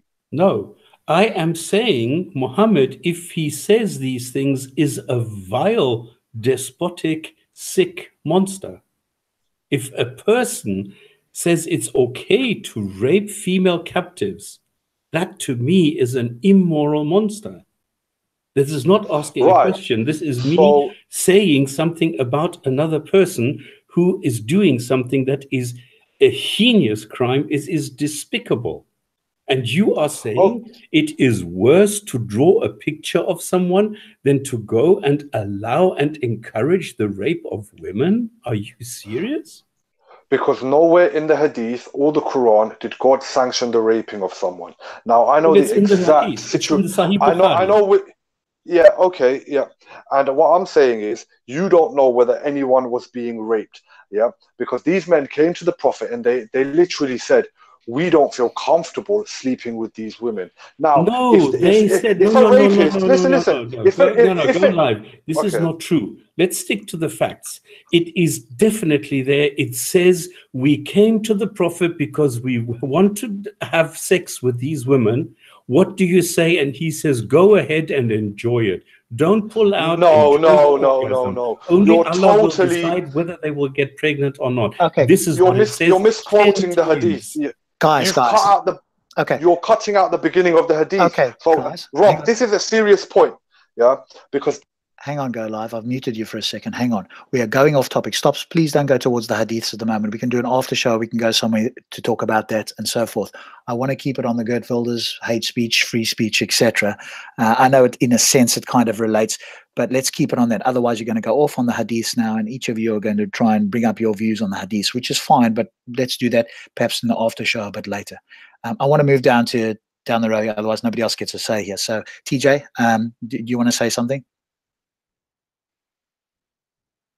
DJ's away, perhaps. Vidu, are you there? Yeah. I'm just listening to the conversation. I find it very interesting. You know, I'm not really sure what to say. I almost don't want to interrupt, but I'm happy to pass on to someone else. All right. Why so? You've been typing furiously there, so go ahead for a couple of minutes, and then we'll go back down the other way. We'll go back to TJ because I think he is there, actually. Okay, so here's the question. What if I'm a Muslim and I say that the Hadiths defame Islam and Muhammad? Do you want to respond to that, Go Live? Oh. Because there are Quranists out there, Quranites, people who follow just the Quran. Yes. And they do make this concept that they don't correlate the Hadiths to how they, if nothing else, view Muhammad inside of the Quran and how a alleged prophet of a god would act in such ways. So is that if you're gonna, is it a double standard, or would you apply that standard, your standard about defaming Muhammad to the people who are also Muslim and think that you're defaming Muhammad right now by speaking of these Hadiths? Go Live. I muted you. You need to unmute yourself there. And that was my point as well, by the way. Yeah, exactly. Go Live. Are you there? Unmute yourself. You're muted at the moment. All right, we'll come back to you then. And I also just think that this whole drawing thing really, I still haven't got an answer from the concept of, if I just draw a pair of hands, that's okay. But then I just write above it Muhammad's hands. Instantly, it becomes an issue. You know, so I would like to address the concept of where the spectrum is. Go Live, are you there? If you are, just unmute yourself. Okay, video has dropped out for now. TJ, okay, doesn't look like Go Live is maybe he's taken a moment away from the phone or whatever the case is. I would TJ, just like to say that John Snow, one of the people in the comments, he just answered my question according to his view. He says that you're kuffar, you're kafir, if you're just a Quran only person. So I think that kind of gets to the whole issue I was bringing up, which is now he's defaming a Muslim and he's willing to just cast that Muslim out and possibly kill him. They have the ability to call him a kafir, a corrupter, and then follow the rules of 533 against him just because someone says that they feel they're being defamed and their religion is being defamed. Sorry, just letting you know I'm back. Can you hear me now? Okay, yeah, go ahead. Yeah. Right, okay. He had 2 points. One regarding certain Islamic teachers who are basically saying that the well, I can't remember the first point. I'm going to talk about the Quranists. Yeah, you're right in what you said about the gentleman in the comments about they're basically disbelievers. This is why you cannot discredit the Hadith. You cannot discredit the Hadith because the Hadith actually tells us how to pray, tells us how to make ablution, washing for prayer. So you're claiming the Quran never mentions that stuff? Because we need to set the boundaries here. If you're going to talk about what. Yeah. So the Quran doesn't say that you are to bow and prostrate.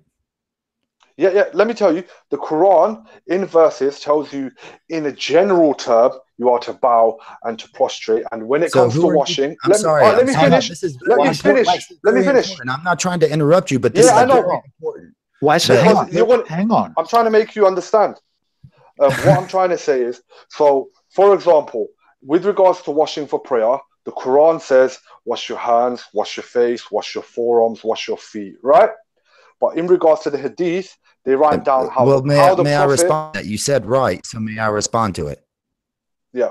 That sounds like a question towards me. Who are you to say that Allah wants more ways than just washing the hands and feet? Who are you to say that Allah wants more ways than just bowing? It's not me.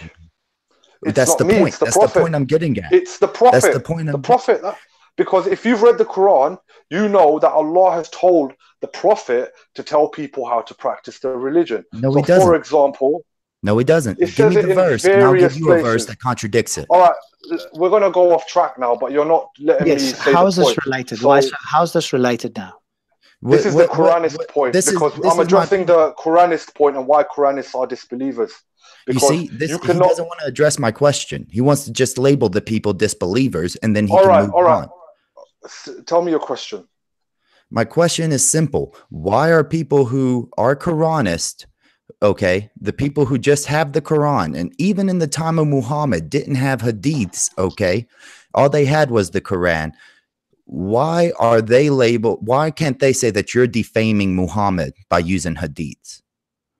And your whole position has to right. Okay, in Islam, there's one major characteristic that defines whether you're Muslim or not: that you pray 5 times a day. Right? Nope, that's not in the Quran.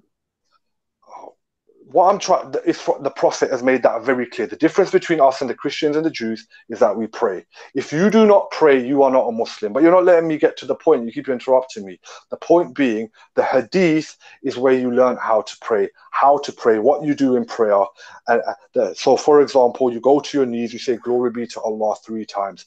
It tells you which Surah Fatiha to recite that and to recite a surah after. It tells you when and where to say what and which prayers you say when you're in taslim at the bottom. This is not in the Quran. This is all from the traditions of the Prophet. So with regards to when I was talking about washing up for prayer, why is it so important? Because the Prophet, certain parts of his body he washed 3 times. So for example, cleaning his mouth out, he would gargle. He would clean his mouth out twice with water. The 3rd time he would gargle. The point I'm making, yes, please get to the point. Yeah, the specifics of prayer and washing for prayer and holy bath, which are essential in Islam, can be found in the Hadith. Gotcha. They cannot be found in specifics in the Quran. They can Once only again, you're be not found answering my question. Vaguely. Okay, you're not answering my question. All you're doing is labeling people who present their position that you are defaming them as kafir, which could endanger their lives. These people only drop down the Hadith because they don't know how to deal with the questions from guys like you. And the questions about Aisha's marriage, the questions about the sex slaves. So the teachers that you were talking about who just drop the Hadith and say the Hadith. So for example, we have a gentleman called Mufti Laith. Yeah, people might have heard of him online. Yeah. He is famous for doing this. He is famous for saying, well, if this happened, the marriage to Aisha, we don't know if she's 9, throw the hadith. With regards to the sex slaves, throw the hadith. He's actually gone to the point now to say the whole of Sahih Bukhari is not an authentic book. And there's a big uproar in the UK at the moment of people refuting him because he's basically trying to throw the whole Bukhari away just to please you guys. Okay, good. Let me stop there. Stop there for a moment. So why so? It seems to me the question you're asking him, he's responding and saying, hey, the reason why this couldn't happen is because these people are wrong. The hadiths need to be followed. And here are all the reasons why. So exactly. Give me the strength here, because I'm actually, obviously I'm critical of Islam, but I'm failing, and maybe it's my understanding, and I'm certainly open to that, but I'm failing to see the force of this argument. So can you educate me on what the point is here? Okay, so all he's doing, if I was a Muslim and I was a Quranite and I asked this guy, if I said, you're defaming Islam and Muhammad by using these hadiths, his response is just to call me a kafir, a kufar, which throws me outside, calls me a disbeliever, and that's his whole argument. And what's the problem with that, though, from your point of view? Because he will believe that that's true, and the hadith. That's fine. But you notice he didn't want to engage in my question of saying, "Who are you?" or even Muhammad to say that Allah wants you to do more than bow your head and prostrate in prayer, or just to wash your hands and your feet. And then he has to go to hadiths to say it. So it's circular reasoning that he's using here. And I would say that and he says about 5 times a day about praying. Inside the Quran, it's only 3 times a day. Okay. So are we moving over to now contradictions? I just want to check where we're going. No, I'm not. What I'm saying is there's people inside of Islam that he doesn't want to respond to about this concept his argument could be used against him about defaming Muhammad from a Quranist stance, and his only argument is circular reasoning, saying, well, the hadiths have to be there because the hadiths say so. And then all he does is label the person a kufar. Okay, hang on a second. He would say that Muhammad said that you need to follow the hadiths.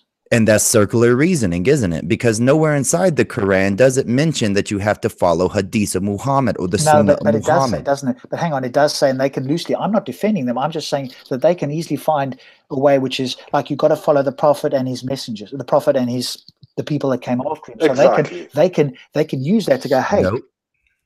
But because the only way that they can interpret that is by using the Quran, by using the hadith and the tafsirs to justify that position. I'm not trying to get off on a tangent here, but I just want it noticed that when the question is brought to him about a Muslim who says that he's defaming Muhammad by using these hadiths and trying to justify them, he just labels them a disbeliever and moves on. But what else do you want him to do there? No, I'm just pointing out the double standard. I'm not doing that. Okay. They're willing to judge us. All right. We don't just, when we get approached by Quranists, you might have even seen debates between Adnan Rashid and Quranists in the park, yeah? They are shut down. Every time we mention the Prophet saying, I don't see anything funny about it. Every time we mention to a Quranist, okay, tell me where you learn how to pray, because you'll be surprised. When you see a Quranist pray, you will see them pray exactly the way we pray. You will see them make ablution the way we pray. If their claims held any, that other Muslims, guys, are you claiming all Muslims pray the same though? According to let me finish the point. I understand what you're saying, and I understand what YSOs are saying. So just hang on a moment, because this is going off on a tangent. If we want to go into an after show, I'll close it down now. It's kind of unfair because Quran, etc. We're going completely off the topic of okay, we've passed the Geert Wilder's thing, but we're on hate speech and free speech, and this thing. So I'm going to hold you both for a moment. Stops, can you explain? I'm missing something big here. So Stops, can you come in for a moment here? Because we have Weiss on the one side and we have Go Live on the other. I understand the points, Go Live, that you're going to say the Quranists are wrong and there's 50 million reasons why they are wrong and you need the Hadiths. Weiss, a religious, is saying, well, if they told you that the Hadiths are, you are using the Hadiths to defame them, you would say they're wrong. If I could just say one sentence, I'll just say one sentence, yeah? The Quranists, it's as simple as this. The Quranists know themselves they cannot practice the religion without the Hadith. The Prophet then how are they doing it? That's what I'm trying to say to you. They use the prayer books that they use. The people that they get their prayers from is from the Hadith. The Prophet said, "Pray as you see me pray." You cannot pray. Our number one rule is to follow the Prophet in everything we do, right? Now, if we're not going to pray how the Prophet prays... sentence. Go Live. I understand your point. So stop there for a minute. Stop spamming. Are you there? Mm-hmm. Can you explain to me? Because and obviously I'm on your guy's side, for want of a better word, but I'm failing to see the force of this. So can you enlighten me? Because I'm just silly. I'm missing it here. Can you enlighten me? I understand what both of them are saying, and I understand all that Go Live has to say is they are wrong, and here's the reasons why they are wrong, just to follow the Quran. And when he says that, and if he feels that that's justified, then why so religious's point is refuted, it seems to me. So I don't see the force. So perhaps you can just explain to me so that I can get on board here, because I'm missing it. Actually, both wrong. The way that it works is, if you take the Quran, you have a certain number of commands. If you take the commands and you interpret them, if you go and say, well, it mentions something like worship here, it mentions something like, well, you need to wash something here, you need to do. These are then taken as commands and interpreted as being instructions of how to pray. So in other words, you don't see 5 prayers in the Quran. You don't see the Shahada in the Quran. You don't see any of that. But yet you will have people who say that there are components which, when you put them together from different sections of the Quran, they give you exactly that. So it's all down to interpretation, where Quranists, for example, will take the word Nisa, in other words, woman, not to mean woman, but companion, because there are some sections in the Quran which don't make sense, which are not good, and don't make sense if you don't have the Hadith. So what they do is they just interpret them. Now, the problem is that the same happens to Sunnis. The same happens to Shias. You know, I mean, Rob, you've seen this discrepancy between, on the one hand, the Quran says be good to your parents, and then it says it is prohibited to be good to your parents. So this is something where every single Muslim will say, no, that is wrong, because I want it to be that it says good to your parents, and so this is what they take at the end of the day. They interpret this. Sure, I understand they interpret it, but why so is point to Go Live was that, hey, he's got a double standard here, because instead of trying to argue, he's just dismissing the Quranists as kafir. And my point is, I don't see the strength of that argument against Go Live, because Go Live will say, hey, I believe in the Quran and the Hadith. Here's the reasons why the Hadiths must be taken. So the Quranists are wrong. So therefore, it can't possibly be that I am defaming the Prophet. So that it doesn't seem like a strong argument, but that's what I want to see where I'm missing something. Okay, well, Quranists say very simply, you don't need the Hadith. The Quran is the book by the God, and this is all we need. We take not the opinion of human beings, which is the Sunnah. We just take the Quran. This is the only argument. But Go Live's point will be they are wrong, and here's the reasons they are wrong. And to me, that sounds like from his point of view, he's now safe and clear. He's going, they're wrong. Here's the reasons they're wrong. Boom. Because you can argue both sides. This is why I'm saying they're both wrong, but you can argue either side. You can say, on the one hand, the Quran is all we need, and this is from the God. And so we take the Quranists will argue one way. You say, no, the Quran is not complete. It is not a complete book. We do require the Sunnah to be able to be a Muslim. And so you can argue both. Yeah, I know you can. You can go both ways. So the Quranists will argue that Go Live's position is they're wrong. So I'm not sure. Maybe TJ understands it. No, it's very, very clear that both sides are wrong and both sides can argue their point. So there is no win or lose for either side. TJ, do you want to get in here? I mean, I agree with why so religious, but I mean, like, you know, coming back to the topic of blasphemy, I guess in the hierarchy of, you know, sins within Islam, I guess is there anything worse than that? Like, for instance, drinking alcohol, is that worse than blasphemy against the Prophet, or, you know, eating pork, or, you know, fornication? I mean, there obviously has to be some sort of hierarchy, right? Okay, that's a separate question. We really want you to come in on this point that Waiso is making to go live. That if a Quranist came to him and said, "You are defaming the Prophet," what would he do about it? And his position is, hey, these Quranists, they're wrong, because there's things that are in the Hadith, so you need the Hadith. So no Quranist can come to me and tell me that I'm defaming the Prophet, because those Hadiths come from the Prophet, and therefore I can't possibly be defaming him. Yeah, but didn't he also say that those people are non-Muslim? I don't know if he said that. Well, being a kafir is a is not a Muslim. You know, that's so he's putting them outside of Islam. But what I'm trying to say is, we don't dismiss them as kuffars to avoid their argument. We give them clear evidences, and those evidences that I told you, it leaves them silent 100% of the time. They have no comeback at all. I've heard plenty of them do have comebacks. I've had plenty of heretics. Just because like you don't believe in their points. To touch the Quran, look, to touch the Quran, you need to be in a certain state of purification and ablution. So, according to their standards, no, I'm not talking about you. I'm talking about Muslims, right? For them to touch the Quran, they don't even meet the standards of being able to touch the Quran according to them. So we don't dismiss them as disbelievers. That's we your give opinion. Them, the Prophet said, see, I think there needs to be a distinction made. You see, when the Prophet said his sunnah, the sunnah are the hadith. So, for example, at the time when all the companions were around the Prophet, yeah, he follow me and my sunnah was meant. So whatever he did, they went and writ it down, they memorized it, and they stored it, and they kept it. And then those through the chains came down through the generations and became the hadith.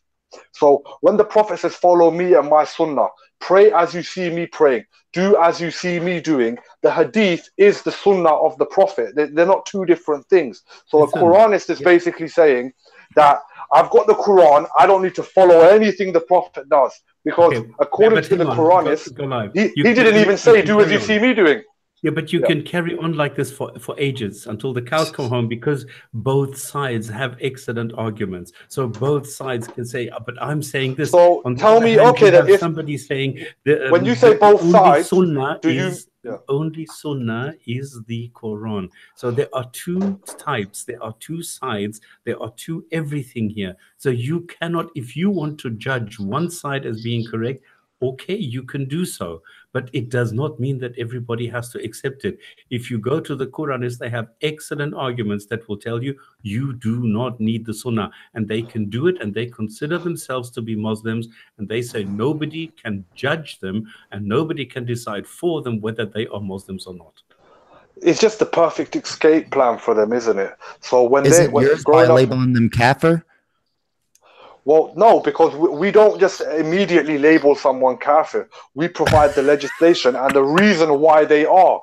Listen, you're not getting the point. You cannot pray without following the Prophet. How would he know what to recite? How would he know what to say when he goes to his knees? How would he know what to say when he's seated? How would he know how many times he has to get up and how many times he doesn't? How would he know the different units of prayer throughout the day?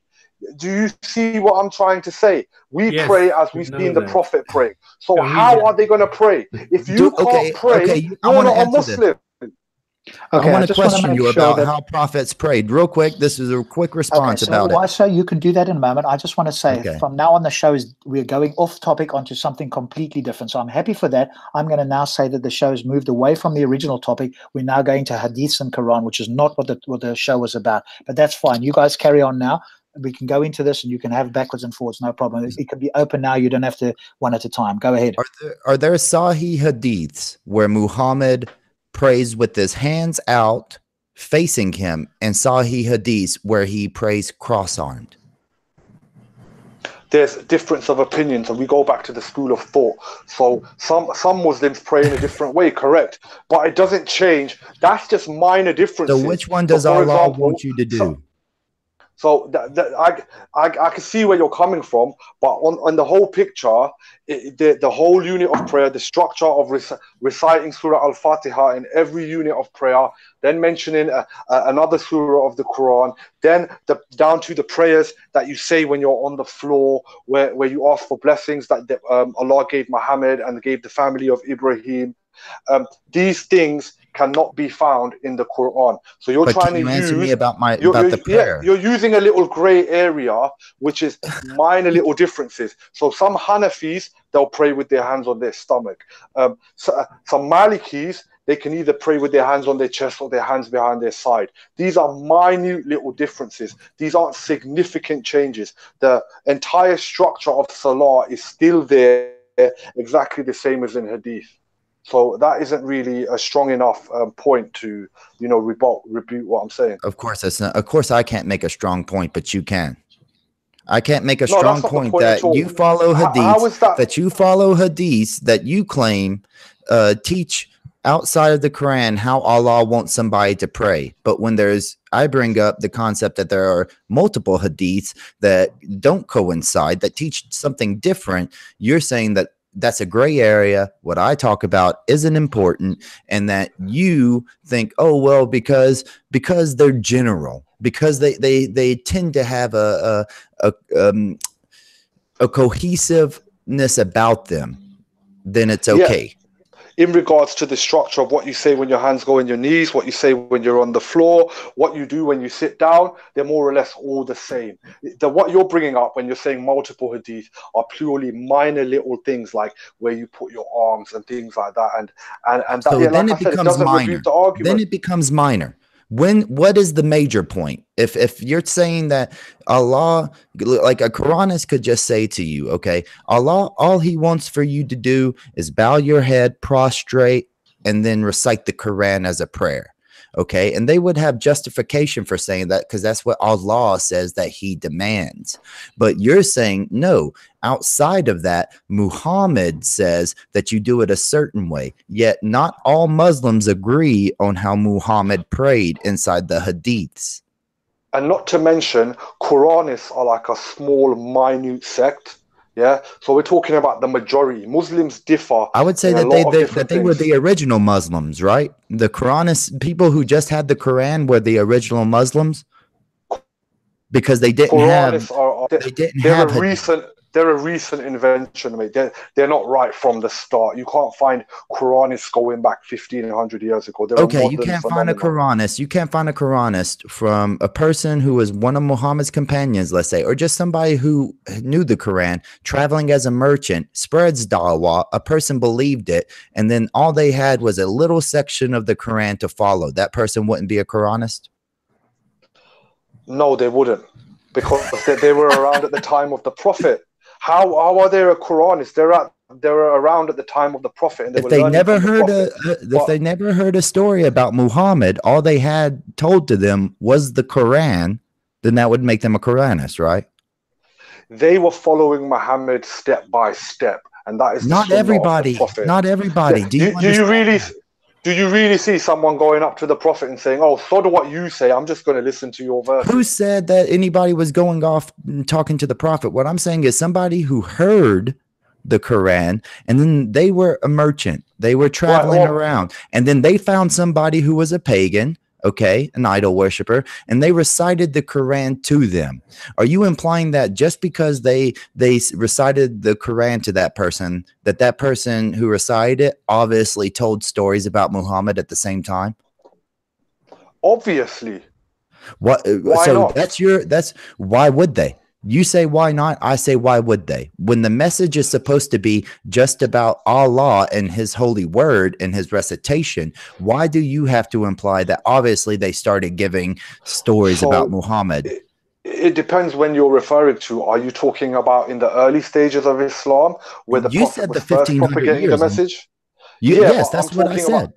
Or are you talking about after, when they immigrated to Medina, and then the further rulings came, where the rulings came to stop drinking alcohol, where the rulings came for various different things? The so you're very talking about first in the early people. stages. I said how I even phrased it Well, a certain I'll tell way. you, How right, were the right, first fine. Muslims not Quranist?